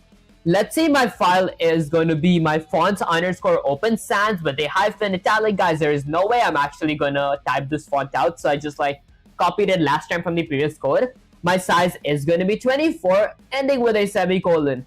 Now that I'm done creating a font, since I did use a function here, I do gotta add a if statement to check if this was not created properly, if my font was not created properly. I'm gonna go with something like if not font, if my font was not created properly. I'm gonna add a standard C error, so let's go with something like a standard C error with an insertion operator that says something. So I'm gonna go ahead and tell myself that I got a loading font error. There we go. Okay, so I got a loading font error, which means my font was not loaded properly. Once I'm done with that, I'm going to go with another insertion operator and use the function that actually gets me an error. So I'll use the SDL underscore get errors function. Okay, with another insertion operator of a standard end line ending with a semicolon. Now, once I'm done with this, guys, something is... Guys, why is my keyboard not working? Did I run out of battery or something? What up, guys? There's no way I ran out of battery like on stream. Hold up, guys, give me a sec. Let me actually check if I did run out of battery. Let me just try to unplug and replug this from my PC. Okay, was that my mouse? Guys, I unplugged the wrong USB. What up? So let's try replugging it back. Because if not, I'm gonna like change my battery real quick. What up, guys? Let's try to replug that and open the keyboard to the USB. Guys, it hurts so bad opening the USB. Okay, let's go ahead and replug it. Okay, does it work now? The moment of truth. It does not. Apparently, I gotta change my keyboard's battery. Guys, it's so annoying to like do these things like on stream. But guys, let's actually open my thing. Okay, so I need to double A batteries. Give me a sec, guys. Let me actually grab them real quick. Hold up. So, okay, give me a sec, guys. I'll be right back. Okay, so let's see where my AA batteries should be somewhere here, right? Okay, not sure. Give me a sec, guys. Let me go to my restroom and check. Okay, let's close the vent. Let's open this up. There we go, found it. Okay, let's go ahead and close that. Close the lights up. Maybe open the vents. Okay, guys. Right here with the batteries. Let me try to actually open this and like connect it on my keyboard because like there's no way I actually like ran out of batteries like on stream. There we go. Let's go ahead and open that up. Okay, let's just remove this. Okay. Wait, guys, was it AA or AAA batteries? Because this feels kind of huge. Were these? I think these are AA. Guys, what size is this? Okay, this looks like AA. I needed a AAA, guys. Hold up, let me be right back again. Okay, going back to my restroom. So, let's see. So, okay, that is AA's. Where are my AAA batteries? Do I have AAA batteries? What up, guys? I should have been prepared off stream, but I didn't know like my battery is gonna run out like on stream. Huh. Okay, don't I have like any other keyboards? Let me actually check if I got some other keyboard. Okay, maybe I do have like another puny keyboard here. I might actually use this keyboard, guys. Okay, because I do not know where my AAA batteries are. Okay, because guys, this is like the size comparison between the two keyboards that I actually use. Let me keep that there and check if this keyboard got a USB in it. What up, guys? Not a USB. This keyboard does have AAA batteries. Maybe I use the AAA batteries from this keyboard, guys, because I am used to using the big keyboard instead of like the smaller ones. What up, guys? Okay, let's go ahead and like close this up real quick. Okay guys, apparently I think like this solved the issue here. Okay, let's go ahead and open that. There we go. Okay, and that's, guys, this AAA feels so small. Okay, how do we actually put these batteries in? Okay, do we put the batteries upwards? Okay, I think that's how it is. Okay, let's see if it works. Oh, it actually does work. Okay, I think it works, guys. Alright, we're good. Okay, let's go ahead and close this up. Now, once I'm done with that, let's go ahead and exit everything. And guys, let's go with something like end line. Okay, guys, that was that keyboard was such a lifesaver. Okay, I'm back. Hiding well, Wick. I appreciate you joining the stream. If you need jobs, do Python. Honestly, I did do Python. It was kind of fun. Okay, that's it. Now, once I'm done with this, I forgot where was I. Okay, so I created a font. Now I had to check if my font was not created properly. I did that. And then I gotta go ahead and return one, ending with a semicolon. Okay, are you using HP laptop? Honestly, I do have like a HP laptop, but I am using MSI's PC because like I cannot stream in my laptop, so I do stream in PC. Okay, do you have a headphone dent? I didn't like get the stream before. Let me actually check. Do I have a headphone dent? Hold up, guys. Let me actually go to my main camera. Do I have a headphone dent? Maybe not, guys. I don't think, because like I do have like curly hair. Okay, that said, let's go all the way here. Let's go back to my gameplay screen. Guys, I actually think I don't have a headphone dent. So, okay, that's it. Now, once I'm done creating my font, I'm going to go ahead and create a main function now. So, I'm going to go ahead and create a main function. So, okay, so this is going to be my main loop. Now, inside of my main loop, I'm going to be needing a few variables. The first variable is going to be a Boolean variable of something like is running, which is initially going to be set to true, ending with a semicolon. And then I'm going to be needing an event variable as well. So I'm going to go with something like SDL_event, looking sharp. Guys, that actually sounds actually kind of cool. I appreciate you for that long story. Although, guys, I haven't, like, blow dried my hair in a while. So this is just like the messy hair. Okay, next up, once I'm done with that, I'm going to go ahead and requiring a few variables inside of a main loop. A is running variable, a event variable, and then let's go with something like a standard string variable, which is going to be something like input text. So I'm going to go with input text. This is going to be the text that my user actually types. I'm going to be setting that equal to an empty string ending with a semicolon. Vivek is intelligent. Guys, I think I'm the complete opposite. Okay, that said, once I'm done with that, I'm going to go ahead and create, let's say I'm going to jumpstart my text input. So I'm going to go with something like SDL_start text input with a pair of parentheses. This function does require parameter of my window ending with a semicolon. And this is where I messed up like the last time I wrote this code, because like I did not add this function here. Now, once I'm done with that, I'm going to go ahead and add a while loop. So let's go with something like while a pair of parentheses. Let's say something like while is running, while my program is running, or while my is running is set to true. I'm going to do something. I'm going to add a comment that says something like event loop. For my event loop, I'm going to be adding a while loop inside of a while loop, which is technically a nested while loop. But my event loop does require a parameter of the SDL_poll events function. And my SDL_poll events function does require a parameter of the memory address for my event variable. What the SDL_poll events function does is it like looks for all the events that I'm going to be looking for inside of my while loop. If any of those events is met, it does what I tell it to do. For example, I could go with something like if a pair of parentheses. Let's say if my event.type equals to SDL_event_quit. So if my event type is quit, if my user did click the top right X button to quit my event, I'm going to do something. I'm going to go with a pair of curly braces, and then let's say I'm going to add a standard end line. And actually, my bad, guys. I'm going to be setting my is running Boolean variable to be false, ending with a semicolon. And once I'm done with that, I'm going to be adding another event variable. Okay, hello, hiding writer. I appreciate you joining the stream. Okay, I'm going to be adding another event variable. So this time, I'm going to go with something like if a pair of parentheses. Let me go down here. Okay, I'm going to be checking. I'm going to check if my event.type equals to SDL_event_text_input. What this event type basically means is it like looks for if my user is typing some kind of text. If it is typing text, I'm going to do something. Firstly, I'm going to be adding my text to my inputs, let's say text variable. So I'm going to go with input text. plus equals to, let's say something like my event.text.text. And then I'm gonna go ahead and end this with a semicolon. And hold up guys, let me just write something down real quick. Let's go with something like 119. Actually, I might go with something like 115.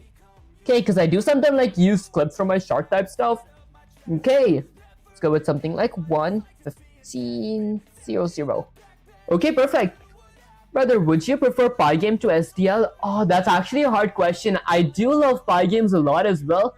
Maybe I would actually prefer SDL because SDL does make me think more than Pygames did. Pygame was like pretty easy, but I felt like I was like limited to some sort. Probably because I was not like smart enough and everything.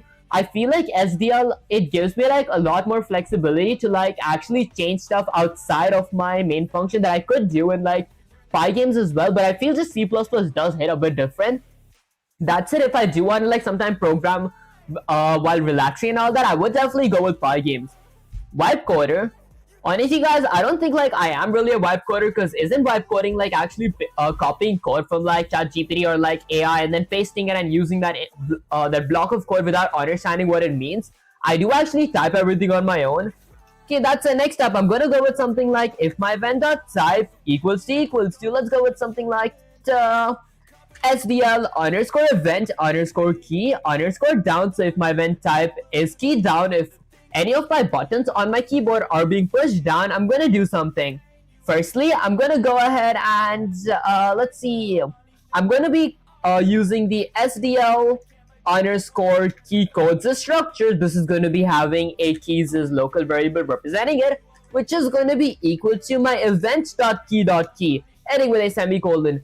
Basically what my event.key.key means is it checks the exact key that is being pushed down, and if one of the keys that I'm going to be looking for inside of my switches are being pushed down, then it's going to do what I tell it to do. Okay, so I'm going to go with something like switch and then key, then add a pair of curly braces.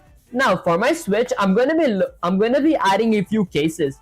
For my case number 1, I'm going to check if my SDL's key is, let's say something like a backspace. Okay, if my backspace is clicked, if my user did click backspace, I want to delete whatever I typed in case I had a typo. So I'm going to be adding an if statement to check if there's at least something in my window to delete. So I'm going to go with something like if not input text dot empty. If my input text is not empty, there is something in the window to be deleted. Then I'm going to go ahead and do something. Firstly, I'm gonna go with something like input text variable dot the pop underscore back function with a pair of parentheses ending with a semicolon. Once I'm done with that, I'm gonna go ahead and break. Okay, what happens? Honestly guys, I'm kind of confused as well. Okay, that's it. Now, once I'm done with that, I'm gonna go ahead and add my second case. For my second case, I'm gonna check if my SDL's key is, let's say something like return. If, there we go. Okay, did I spell it correct? There we go. Okay, what the return basically does is it like returns technically enter. If I hit enter in my keyboard, then I'm going to do something. Firstly, I'm going to display a standard console output with an insertion operator. Let's say something like you typed or player. What up guys, there we go. Let's go with something like player text. Okay, and then I'm going to go with another insertion operator. My player text is going to be my input text. There we go. With a pair of parentheses. Hold up guys, I think I spelled my input text wrong. There we go. With another insertion operator of, let's say something like a standard end line ending with a semicolon. So I display my input text, I end my line, and then I want to clear my input text as well once I actually displayed it on my console. I don't want it on my window anymore. So I could go with something like input text.the clear function. This clears my entire input text with a pair of parentheses ending with a semicolon. Then I go ahead and break as well because you do gotta break in cases. And that's pretty much it for like me typing stuff and displaying it on my console. Now I want to display it on my window as well, so I'm gonna go ahead and exit my while loop, and then let's go actually my event while loop, and then I'll add a comment that says something like fill screen. I want to fill my screen with a certain color. Maybe I fill my screen with white color this time. Okay, do you know anything about malware analysis? Honestly, I haven't like tried that yet. That's it. What's it about? Actually, what are you building? Honestly, I'm like building a window where I can actually type stuff on my keyboard. For example, a chat box. eventually I want to add like a kind of content where I can actually talk with my NPCs inside of my game, if that makes any sense. Okay, next up, for filling my screen, I'm going to be setting a color to my renderer, because technically renderer is the stuff that actually colors my screen. That said, I'm going to use the SDL underscore set of render draw color function, so I'm setting my renderer to draw a color on my screen. Now my set render draw color function does require a few parameters. The first parameter is going to be my renderer. The second, third, and fourth parameter is going to be a a RGB value. I want my I want my screen to be white this time. Usually I do go with cyan, but this time I want to go with white. Lastly, my fourth parameter is going to be opacity, how transparent or how not transparent I want it to be. In this case, I don't want it to be transparent at all. Once I'm done setting a color to my renderer, I'll use the SDL underscore render clear function. This function actually clears my renderer, actually clears my screen with the color that is set to my renderer. Okay, which in this case is white, and then I end it with a semicolon. Okay, run it now, bro. Run the program, dude. Honestly, if I run the program, like there's like nothing's gonna happen. Like if I run the program, actually nothing. It's not like nothing will happen. So I do get my first window here. I mean my first terminal and my second terminal. I type something like "Hi, how are you?" If I hit enter, I do see my player text on my console, but I want to see it on my window, and I want my window to be white and not black here. So I'm gonna go ahead and exit that. Now, once I'm done with that, I'm done filling my screen. I'm going to be adding a comment that says something like graphics.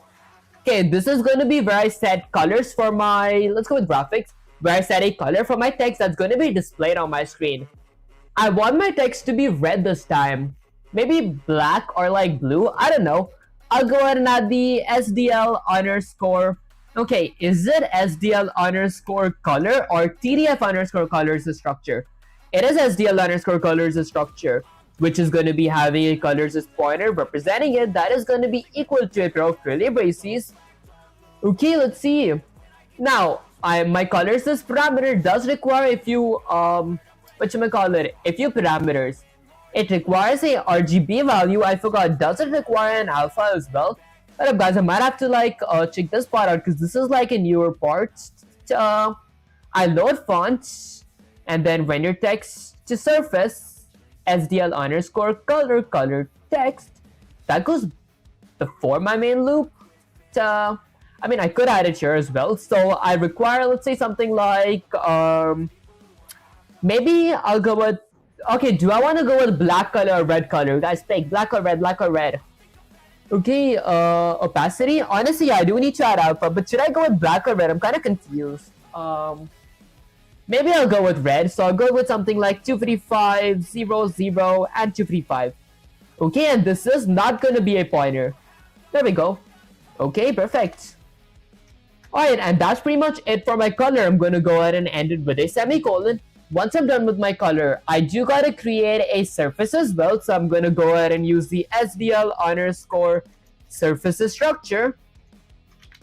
Okay, with an asterisk to, let's say something like my surface, so I have a surfaces pointer, okay, which is going to be equal to, okay, this is the harder part, guys, TDF underscore render surface underscore blended. Okay, guys, I think this is the wrong function name. Okay, black. Honestly, I could go with black as well. I feel like it's the same thing, so I'm going to go with something like 000235. Okay, no put 88, 100, 120. I could try that as well. Honestly, I might try both colors. I might try like black, red, and white like once the code is done. So, I mean, I could go with something like 88, 100, and 120 as well. Okay, and I will be changing it to be black as well later because I do want to try all the different colors. Okay, that said, so the part where I actually I'm struggling right now with is I create a surface. TDF underscore render text blended, so it's render text blended, not render surface blended. There we go. Now my render text blended, this function does require a few parameters. First is going to be a font parameter, which is going to be my font local variable. The second is going to be a text parameter, which is going to be my input text dot the C underscore string. So this is a constant string. Okay, What's he cooking? Honestly, I'm trying to like type stuff on my keyboard and like show it on my window as well. And if I hit enter, I want it to go to my console, if that makes any sense. Use a very dark gray on a very light gray. On a very light gray. I see. Okay, and then what's the next parameter? I need a size. I don't have a size, so I'll go with something like 0. And then I'm going to add another insertion operator for, let's say, something like color. And guys, this shouldn't be insertion operator, my bad. This should be a comma. Okay, and then I'm going to add a comma here. Let's go with something like my color, which is going to be my color local variable here. Then I end my entire function with a semicolon. Once I'm done creating a surface, I gotta check if my surface was actually created properly. Is that perfect? Convert surface to texture. I gotta convert my surface to texture. Okay, so let's add a comment that says something like convert surface to texture. There we go. Okay guys, this is the harder part because this is like the newer part. I might have to look at the reference way too often. Okay, use a very dark black on a very light black, brother. Honestly, it does make sense. I mean, dark black, what's the difference between dark black and light black? Isn't black like a dark color in general? It would make sense if I use like black in like a white window. Okay, that's it. Now to create a surface, I'm gonna go ahead and use the SDL underscore textures the structure, which has a pointer of texture representing it. That is going to be equal to what was the function name? I think it was SDL underscore create texture from surface function. There we go. Okay, now my SDL underscore create texture from surface requires 2 parameters. The first is going to be my renderer parameter. The second is going to be my surface, which is my surface local variable. Then I go ahead and end this with a semicolon. Okay, what is opacity? It was a joke, bro. Honestly, opacity is how transparent or how not transparent I want my color to be. For example, 0 is going to be completely transparent. I cannot see my color anymore. 255 on the other hand is not transparent at all. My color won't be transparent. 150 is going to be slightly see-through, like my color will be slightly see-through type stuff. That makes any sense? Okay, there's nothing like light black. That actually does make sense. Bro said it makes sense. You said dark black on light black. Honestly guys, I say it makes sense for almost anything, even if it doesn't make sense, because like I sometimes don't pay attention. That said, once I'm done with creating my texture, I'm gonna add a if statement to check if my texture was created properly. Usually I go with was not, but I want to check if it was created properly, so I'm gonna go with something like texture. I think text texture would sound a much better name than texture, because texture is kind of vague. In the other hand, text texture makes more sense, so I might go with something like text texture. Okay, this is going to be a lowercase t. There we go. Now, if my text's texture was created properly, I'm going to do something. Firstly, I go ahead and destroy my texture. Okay, so let's go with something like SDL underscore destroy texture.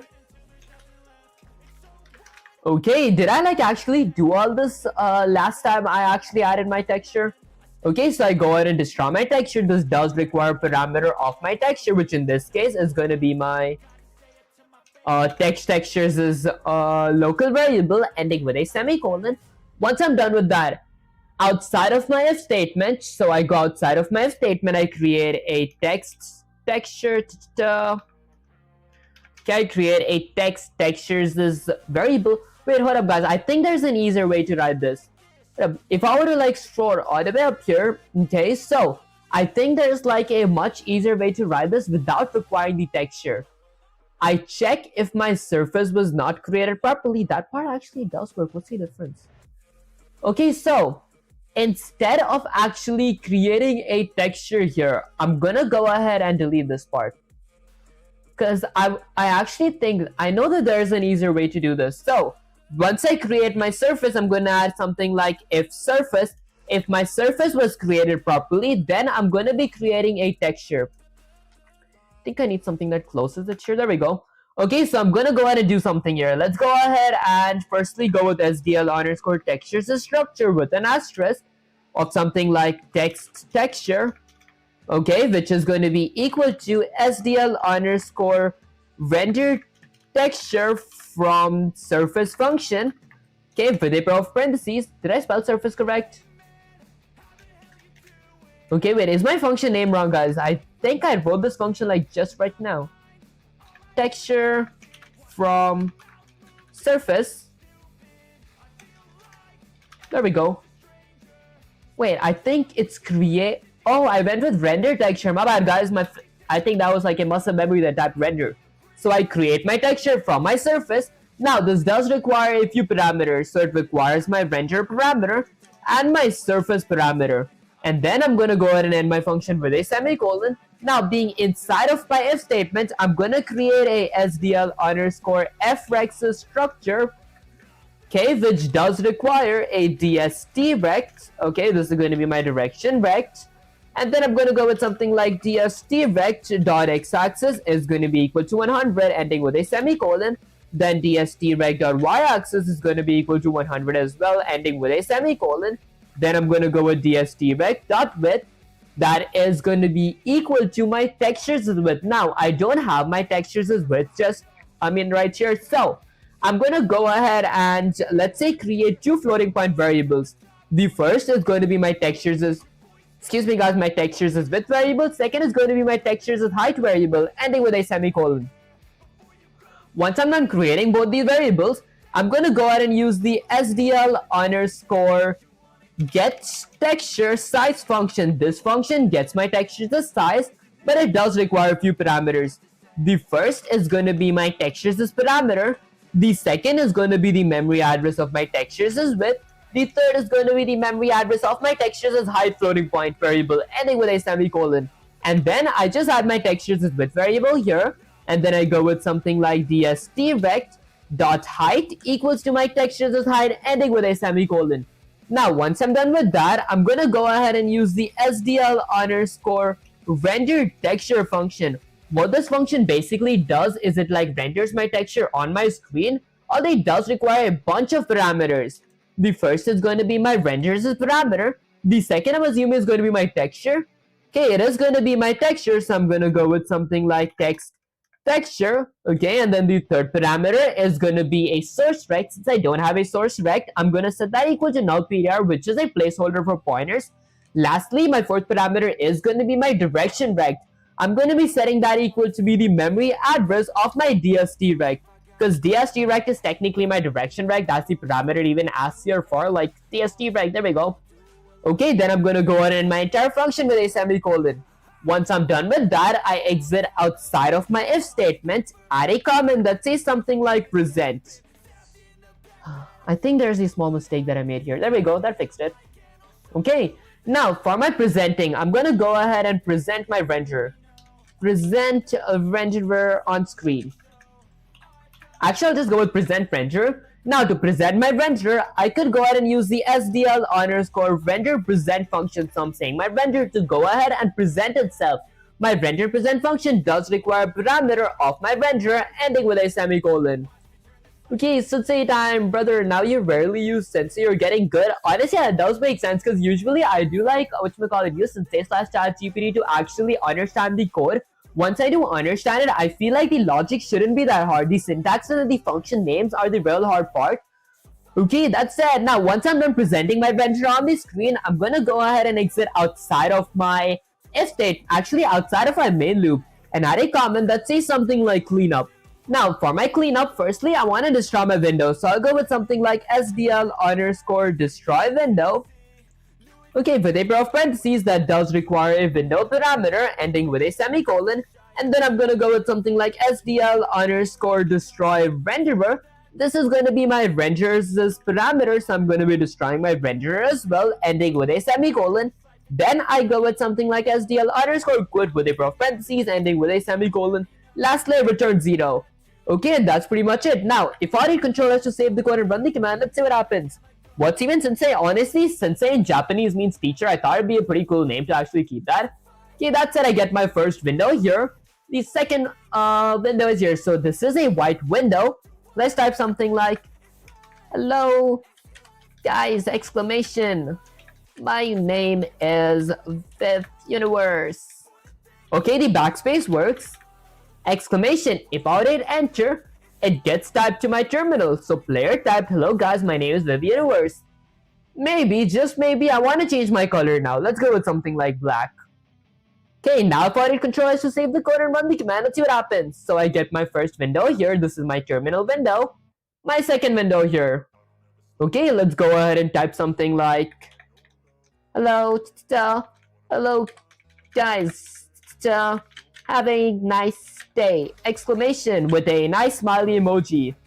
Okay, with another exclamation ending with a semicolon. It says that in my terminal. Okay guys, I think I understand how this part actually works now.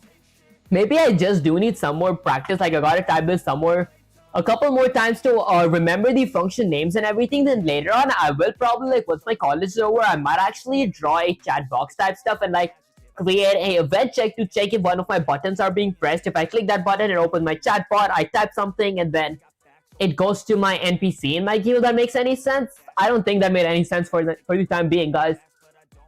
Okay, that's it. Let me take a good look at this. So I create my color, I create my surface, I go with render text blended function, and then I go with something like surface to check if my surface was created properly.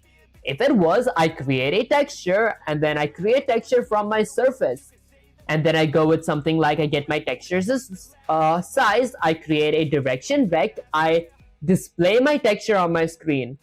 Okay, see windows slash font slash verdana.tff is a font on all window computer. It looks really good. Try it. Honestly, I could actually try it. Okay, so I could go all the way up here. So let's go ahead and change this to be something like C colon slash slash. Let's go with something like Windows. Okay, slash slash fonts to slash slash Verdana. So Perdana dot TFF. Okay, I haven't actually heard of this. I think I might get an error. Okay, honestly, I did get an error. It says like couldn't open C colon Windows slash. Oh, I spelled fonts wrong. Wait up, guys. Let me fix my typo real quick. Okay, now if I hit Control S to save the code and run the command and see what happens. Okay, I mean, I get an error again. It's Perdana. Perdana. Okay, I think I spelled it correct, but I feel like, okay, I don't think like I do have that font or something, or is it something that we gotta download type stuff? Okay, that said, I do understand how this works, but I want to type it out again because I actually think that I'm really close to remembering these functions right here. But I haven't like gotten a good grasp of it. I feel like I'm gonna forget if I didn't, get some more practice on it. That said, now let me firstly start off by including a pair of ankle braces. Let's say I want to include IO stream, and then let's go ahead and include a pair of ankle braces again. I want to include SDL3 slash SDL.h, which is SDL and SDL's header files. It's on all computers. Honestly, I'm using a PC. Is that like different from like computer type stuff? I mean, I think they're the same thing. Okay, and wrote TDF instead of TFF. Oh, I see. Whatever, let me try fixing that real quick in that case. Okay, let's see if that actually works. I'll go with a bunch of Control C's. So this is going to be fonts. TDF, there we go. Okay, now if I hit Control S to save the code and run the command, let's see what happens. It did actually work. Guys, I'm like actually shocked it worked. Let's go with something like, guys, this is kind of cool. This actually looks better than my other one. I'll go with something like, hello guys, exclamation. How's you guys' day, exclamation. Guys, I'm really shocked that this actually came here. Okay, it's an all-window computer. Guys, this actually was something new. Honestly, I appreciate you, Kelsman, here for actually pointing that out. I'm gonna remember this. So it's C colon with 2 forward slashes, windows slash font slash verdana.tdf. Okay, I think I'm going to remember this and try this time. Maybe I copy this just to save some time. Okay, now I'm going to go with a bunch of Control Shift Z's. Okay, maybe I just go with Control A and delete everything. Okay, in that case, was there even a reason for me to install TDF if I could just load a font like that? That said, let me start off by including, let's go with something like include a pair of ankle braces. Let's say I want to include IO stream. And then I'm going to be including a pair of ankle braces SDL3 slash SDL.h, which is SDL3 and SDL's header files. Once I'm done with that, I'm going to go ahead and include, let's say something like SDL3 underscore TDF slash SDL underscore TDF.h, which is my true texture font, and my true texture fonts as header files. Once I'm done with that, I'm gonna go ahead and include a pair of ankle braces. Let's say I want to include string as well. Okay, once I'm done with that, I'm gonna go ahead and create a main function. And guys, maybe in next stream, I'm gonna work with applying gravity plus also adding text and everything. So like, I'm gonna have a PNG, I'm gonna have a text, and if my user says some text, I'm gonna say my PNG to reply something else. Okay, Hindi's main job is IT. Honestly, I see that actually does make sense. That's it. Next up, in my main function, I'm gonna go ahead and I'm gonna require two parameters. The first parameter is going to be an integer of argc. The second parameter is going to be a character, which is a pointer towards an array of argv. Once I'm done adding those two parameters, I'm gonna add a comment that says something like initialize SDL. So I'm gonna go ahead and initialize my SDL and also check if my SDL was not initialized properly using an if statement. So I'm gonna go with something like if not SDL underscore init. If my SDL was not initialized properly, I'm going to check if my SDL's video section was not initialized properly. So I'm going to go with SDL underscore window underscore init. So if my video section was not initialized properly, I'm going to give myself a standard C error with an insertion operator that says something like SDL underscore init error. There we go. Okay, and once I'm done with that, I'm going to go with another insertion operator and use a standard end line and use the function that actually gets me an error. Okay, good job, honestly, I appreciate you, Kay. Okay, so I'm gonna go with something like SDL underscore the get error function. This function actually gets me an error. Then I'm gonna go with another insertion operator of a standard end line, ending with a semicolon. And lastly, I'm gonna return one saying something I'm wrong in this block of code. Now, once I'm done with initializing my SDL, I'm gonna go ahead and initialize my TDF as well. So I'm gonna go with something like, there we go. Did I spell initialize correct? Okay, I think I spelled it correct. I'm going to initialize my TDF the same way as I initialized my SDL. So I'm going to go with something like TDF underscore init with a pair of parentheses. Okay, to initialize my TDF, then I go with a pair of... Okay, the init is going to be capitalized. There we go. Now, I'm going to check if my TDF was not initialized properly. I'm going to go ahead and do something. I'm going to display myself a standard C error with an insertion operator that says something like TDF underscore init error. It's honestly the same exact process as I did with my SDL underscore init, but I'm just doing it with TDF. So I go with SDL underscore get error to get an error. Then I go with a standard end line ending with a semicolon. Lastly, I return one saying something I'm wrong with this block of code, so go check it out. Now, once I'm done with initializing my SDL, I'm gonna add a comment that says something like game variables. Game variables is basically the general variables that I might need in my game. For example, a constant integer of a width variable. This is going to be my Windows's width. So I'm going to set that equal to be 1000. And then I'm going to go with something like a constant integer of height. This is going to be my Windows's height. I'm going to set that equal to 800, ending with a semicolon.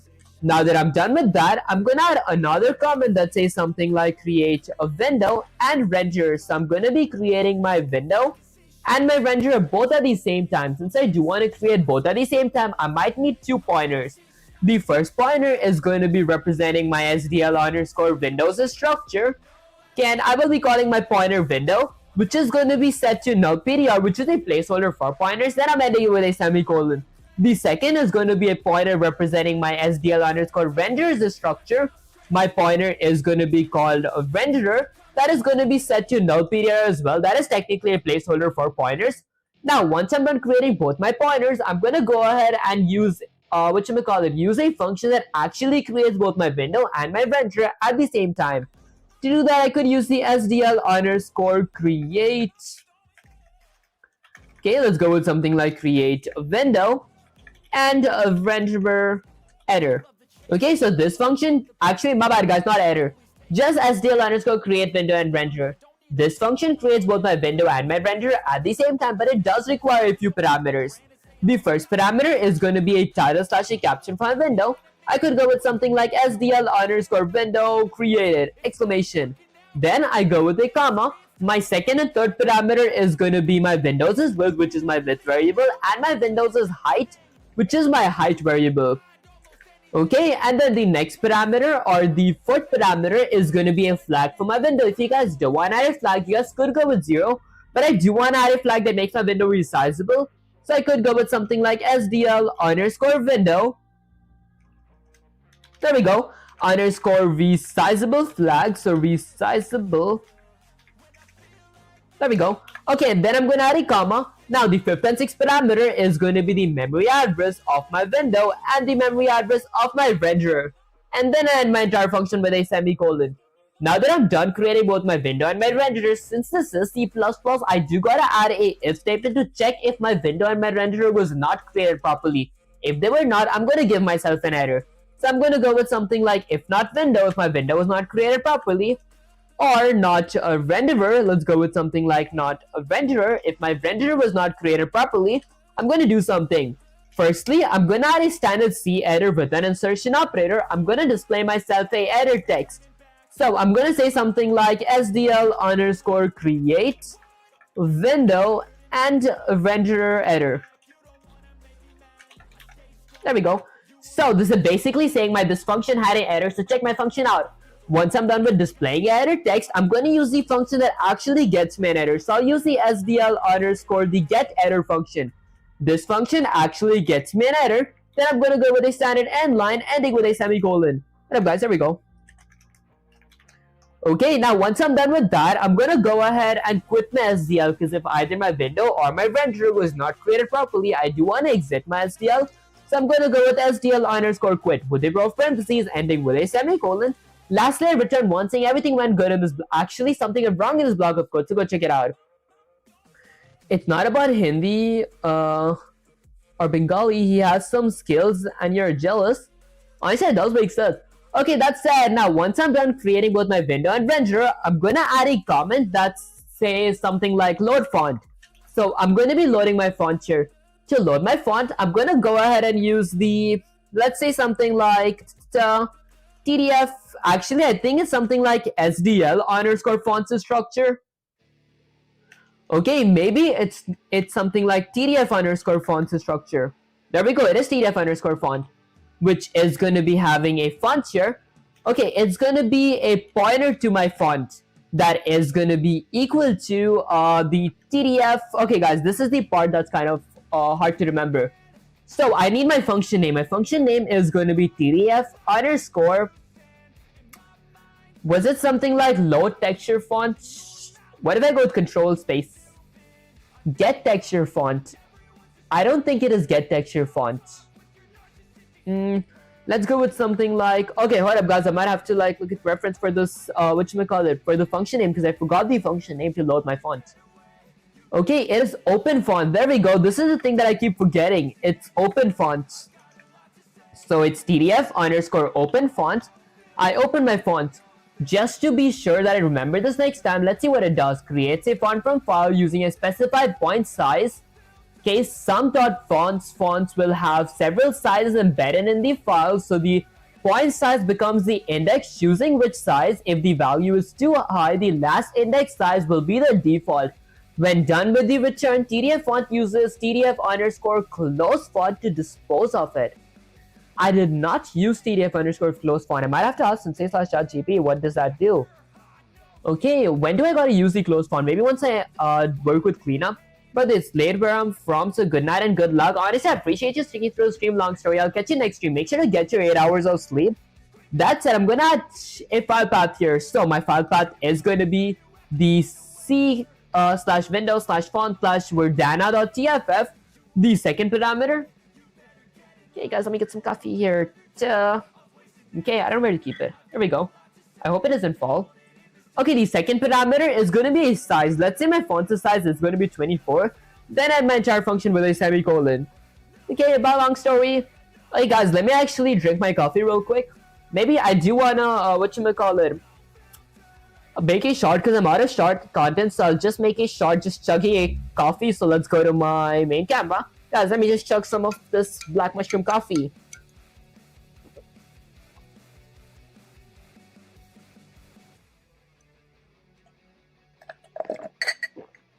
There we go, guys. That was probably a worth it short content. You guys are going to see this in the short tomorrow, like the after tomorrow. Okay, that said, let's go to my... Oh, guys, that was strong. Let's go to my gameplay screen. Guys, I don't know if that was stupid or what. I should have saved the coffee and drunk it in segments. That would have given me more energy. Okay, that said, once I'm done with that, there's no way my window was blurry when I was chugging that coffee out. Okay, I think it's kind of fine right now. Okay. That said, I might need to drink some water real quick. That was kind of bitter.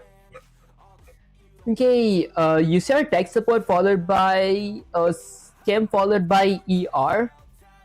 Tech support. Honestly, guys, I don't think I'm that experienced enough to like do some tech support.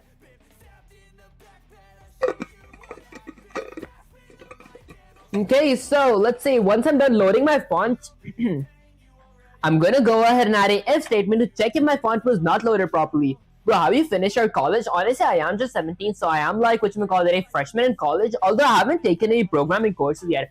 I am going to be taking the programming fundamentals course like next semester, like the basics of programming. Guys, I feel I'm going to be acing that, that class. That's it. Next, I'm going to go with something like, if my font was not created properly, I'm going to do something. Firstly, I'm going to be adding a standard C editor with an insertion operator, which is going to be saying something like, okay, let's say something like loading font editor. Guys, I shouldn't have chugged the coffee completely, and now I feel awful right now.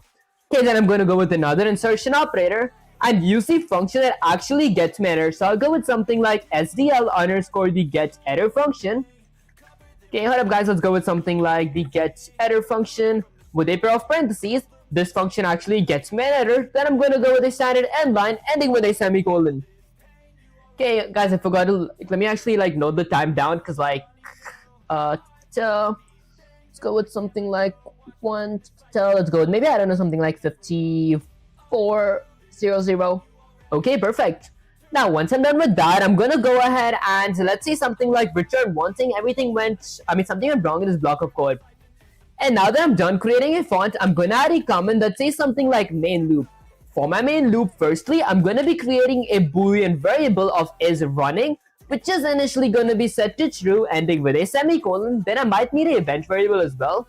Do you always drink black coffee? Honestly, I feel like it is really cool to drink. Like, I feel like I like the bitter taste of like black coffee and like black chocolate type stuff.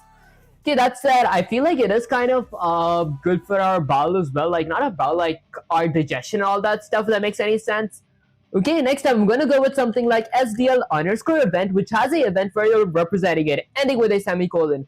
Once I'm done with that, I'm going to create a standard strings variable, which is going to be called something like input text, okay, ending with a semicolon.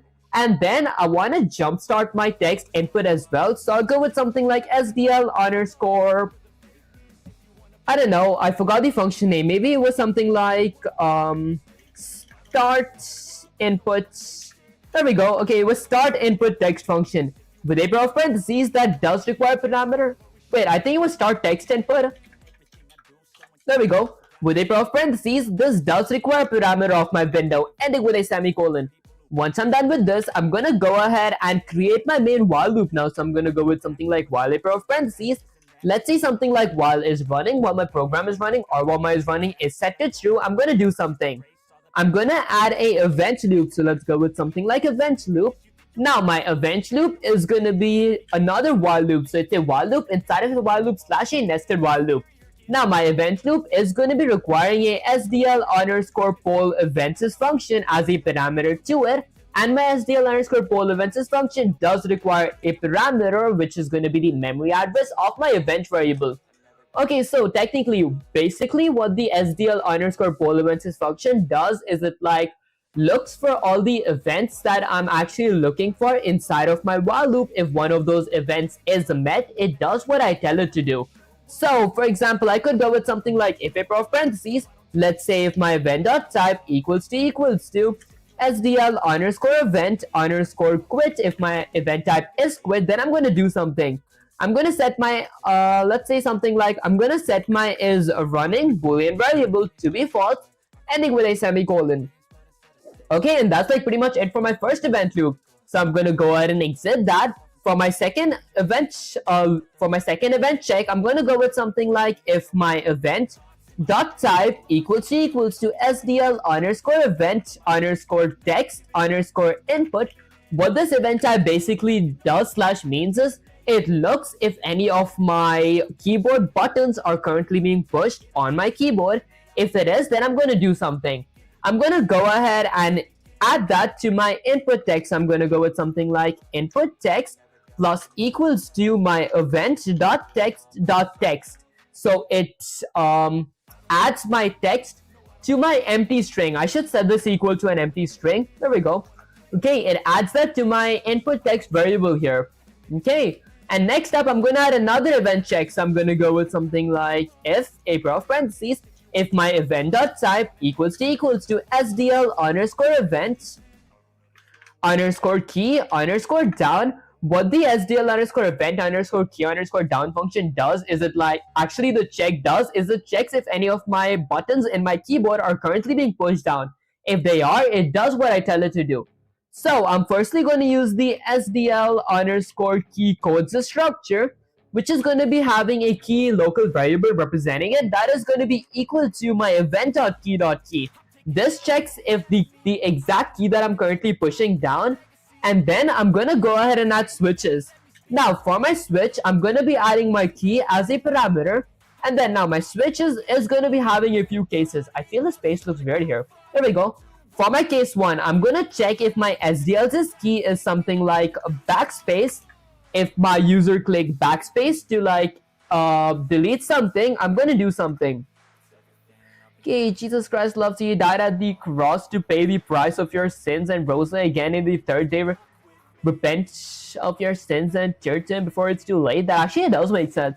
Okay, that's it. Next up, I'm going to go with something like if a pair of parentheses. Let's say something like the only time I want my backspace to work is if my input text is not empty, means there's something written on my window. So I'm going to go with something like if not input text dot the empty function if my input text is not empty. There we go. Then I'm going to go ahead and do something. I'm going to add a pair of curly braces and then go with something like my input text dot the pop underscore back function with a pair of parentheses ending with a semicolon. So if my window does have something written in it and I hit backspace, it's going to delete one alphabet at a time. If I click my backspace, like if I keep it pushed down, then it's going to delete the whole thing. Like it's going to go quick. Okay, that's it. Once I'm done with that, I'm going to go ahead and break here. So let's go ahead and exit outside of my if statement and break. So hold up, let's actually delete that part real quick. There we go. Okay, and once I'm done with that, I'm going to go with my second case. So let's go with something like case.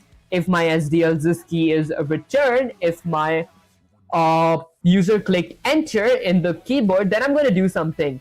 Firstly, I'm going to be displaying a standard console output with an insertion operator. Let's say something like player typed. Yeah, I honestly feel player typed is like much better than like you or like you typed. Another insertion operator. My player typed my input text. I'll go with another insertion operator of a standard end line ending with a semicolon.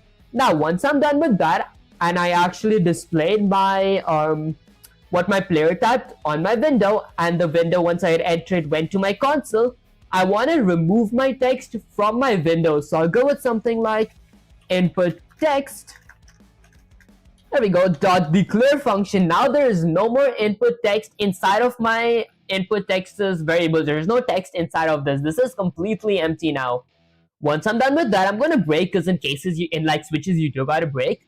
And that's pretty much it for my event loop. So I'm going to go ahead and exit outside of my event loop, add a comment that says something like fill screen now. This is going to be me filling my screen with like a color. I want my screen to be white, so I might go with something like SDL underscore set renderer. So I'm going to be setting my renderer to draw a color. This function, what it basically means is when I do color my screen, it's not me coloring my screen, it's my renderer, my paintbrush slash my renderer that actually colors or like paints what I tell it to paint slash color. But before I do color something, I gotta set a color to it. So I'm gonna, my SDL underscore set render draw colors function does require a few parameters. First is going to be my renderers parameter. Second, third, and fourth is going to be an RGB value. In this case, I'm going to go with 0, 0, 0. And lastly, opacity slash alpha, which is going to be 255, ending with a semicolon. Okay, why do I think that 0 is black? I think it is black. Hold up, guys. I might go with 235. Let's go with 255, 255, and 255. Okay, perfect. Now that I'm done with this, I think 255 is black. What up, guys? I actually forgot this part. I might go with 0. Okay, now that I'm done setting a color to my renderer, I'm going to use the function that actually clears my screen with the color / fills my entire screen. So I'll use the SDL_render clear function. The render clear function fills / clears my entire screen with the color that is currently set to my renderer. In this case, it is white. Once I'm done with that, I'm going to add another comment that says something like graphics. Now, for my graphics, I'm going to do something. 255 in all RGB channels for white. I knew it. Okay, guys, I was really confused. I should remember this. Okay, so 0 is for black, 255 is for white. Okay, there we go. Okay, now once I'm done with that, let's go ahead and add graphics. For my graphics, firstly, I'm going to use the SDL_colors structure, which does have a colors as, local variable representing it. That is going to be equal to a pair of curly braces. Should it be pointer to say RGB structure represents RGBA components. The bits of the structure can be directly reinterpreted as a integer packed color, which uses the SDL_pixel format _RGBA32 format. I see. Okay, now let's add a few colors. This time I want my color to be red, so I'll go with 25500. My alpha / opacity is going to be 255 as well. Then I add my color with a semicolon. Once I'm done with that, I do want to create a surface as well now. So I'm going to use the SDL_surface structure, which is going to be a pointer. There we go, which is going to be a pointer towards a surface's local variable, which is going to be equal to SDL_create. Actually, I forgot the function name here. RGBA means it's red, blue, green, and opacity / alpha. Honestly, yeah, that does make sense. Okay, so for my surface, I forgot the function. So it was create surface from texture. I think it was that. So I think it is SDL_create surface from texture function. I don't think it's create surface from texture. Alright, guys, I think I forgot this function name. Okay, let me actually check the function name out real quick. So it's TDF_render text _blended. There we go. This is the function I keep forgetting. So it's TDF_render texture blended. So render texture _blended. There we go. Maybe I do gotta like memorize this. BLENDED. I think I spelled blended correct. TDF_render. Okay, it's render text, not texture. There we go with a pair of parentheses. Alright, guys, this is the part that I keep messing up on. So TDF_render text blended function does require a few parameters. The first parameter is going to be my font, second is going to be my text, third is going to be a length, fourth is going to be a color. My font is going to be my font variable, my text is going to be my input text. Okay, the C_strings function. Is this considered a function? Okay, because C-string basically converts my regular string to a constant string. The reason I did do that is because I do require a constant character text as parameter, which technically is like in a pair of quotes I type a text type stuff. That said, I want to add the text that my user types. Okay, and then I'm going to go with a comma here. Next up, I need a size. I don't have a size, so I'm going to set that equal to 0. Lastly, the fourth parameter is going to be my color. And then I'm going to end it with a semicolon. Now that I'm done creating my surface, I'm going to add a comment to check if my surface was created properly. Usually, I check if it was not created properly. But in this case, I want to check if it was. If it was created properly, I'm going to go ahead and create a texture. So I'll go with SDL_textures structure, which represents a texture's pointer that is going to be equal to a function. Now I gotta remember this other function name. Let me think. So I think it was SDL_create texture from surface. I think it was that. So SDL_create texture from surface parameter with a pair of parentheses. There we go. Okay, now my SDL_create texture from surface parameter requires two parameters. First is my render parameter. Second is going to be my surface, which is technically my surface parameter my variable that I created up there. can you show the font variable? Honestly, I have this font, the font that you actually like recommended. So it's whatchamacallit, C/Windows. Maybe that's actually a genius idea. I might actually copy this, and let's scroll all the way up here under my game variables. I'm gonna go ahead and create a font. This is going to be a standard string font, which is going to be called something like what font is this called? I forgot. It's called Verdana font. So I'm going to go with something like Verdana, which is going to be equal to this font's file path, ending with a semicolon. Now, if I go all the way down here, okay, so I can just change this to Verdana. Okay, doesn't that work? Alright guys, I think it does not work. I think I have to give a file path. I thought that would have been kind of fun if I tried it that way, but never mind. Okay, next up, once I'm done with that, I'm going to go all the way down here. After I'm done creating a texture, I'm going to go ahead and end my function with a semicolon. Then I'm going to check if my, let's see, I'm going to check if my texture was not created properly. So I'll go with something like if a pair of parentheses, if not texture. Maybe I go with something like text texture. Okay, so I'm going to go with something like, alright guys, let's go with something like text texture. Okay, I'm going to go ahead and copy that. Let's go ahead and paste it here. So if my text's texture was not created properly, I mean, I don't think I need to add this because I feel it is created properly. Okay, because I just needed like 2 parameters. It's not even that complex. Okay, what other thing did I need? I created my texture. I created my color. I created my surface. Now I'm gonna go ahead and create 2 floating point variables. First is going to be textures as width. Second is going to be my textures as height.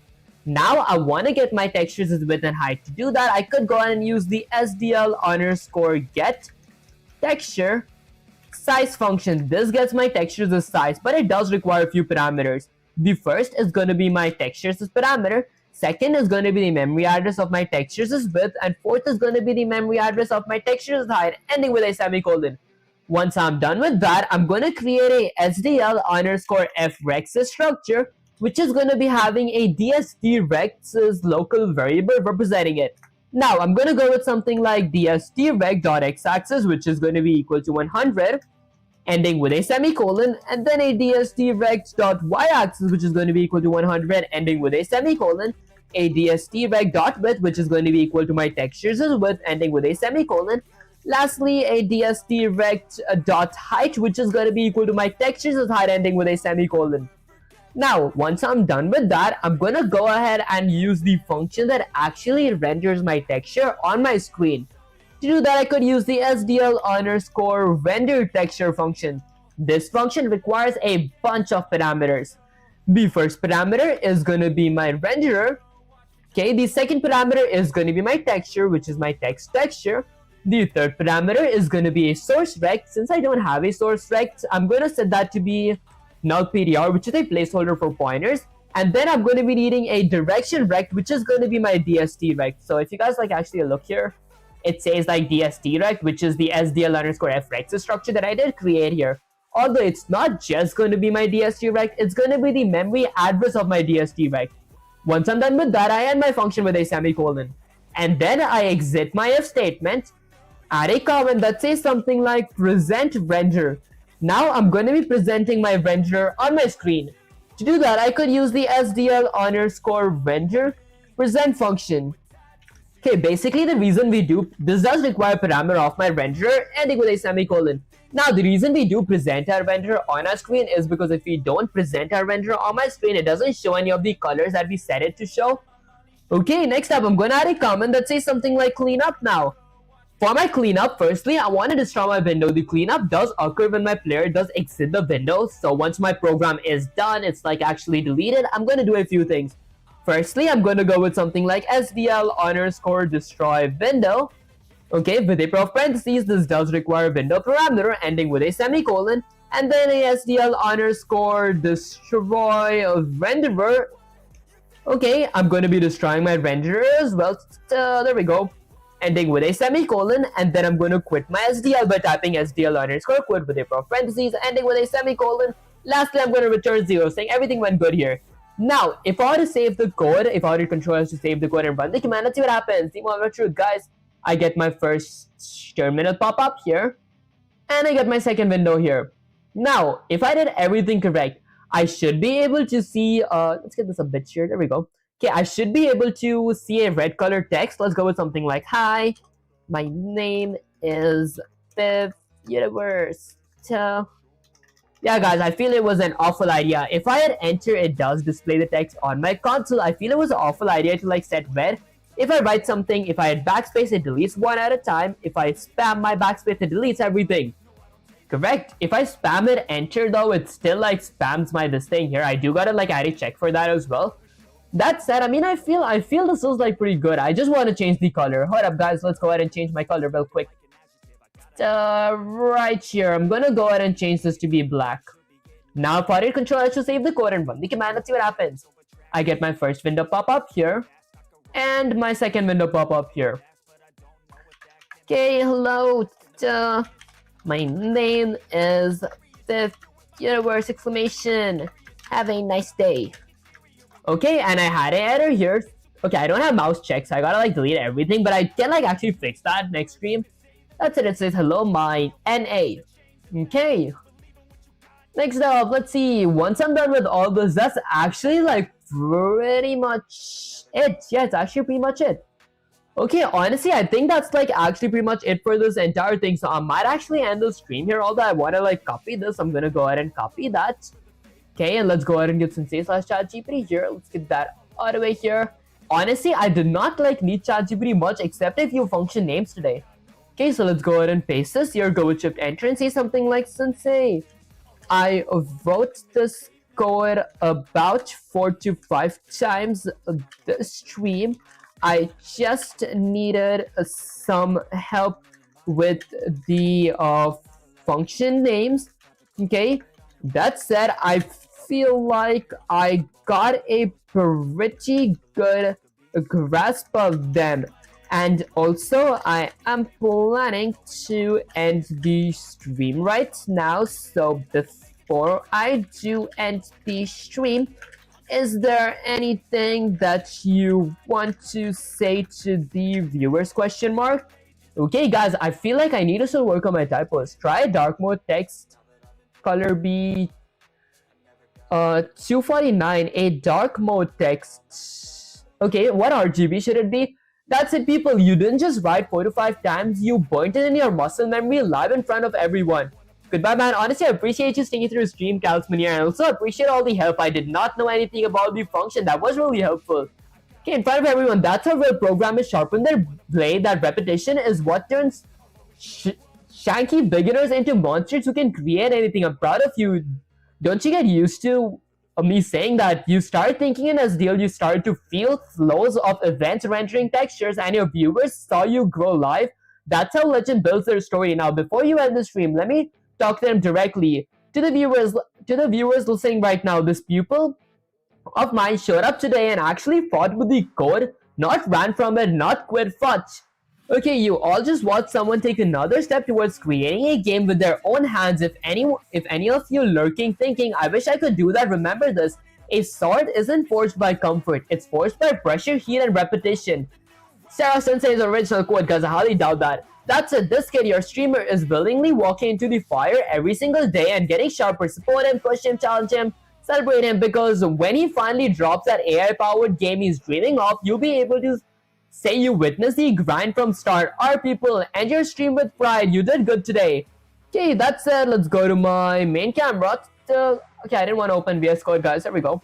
Okay, let's go to my main camera. Alright, guys, so basically that was pretty much it for the stream. If you guys did enjoy the stream, don't forget to like, share, subscribe. Like helps with my algorithm, sharing makes you smile, and subscribing is like a cheer on top. And guys, I did start multi-streaming on Twitch, Kick, YouTube, and I will start multi-streaming on Instagram and TikTok as well if I did meet the followers requirements. If you guys do enjoy my content and haven't followed me there, make sure to follow me there, and also join the Discord server. That's where I usually like talk to you guys and like answer you guys' question and all that stuff. The link will be in the description as well. That said, I'll catch you guys in the next live stream or video.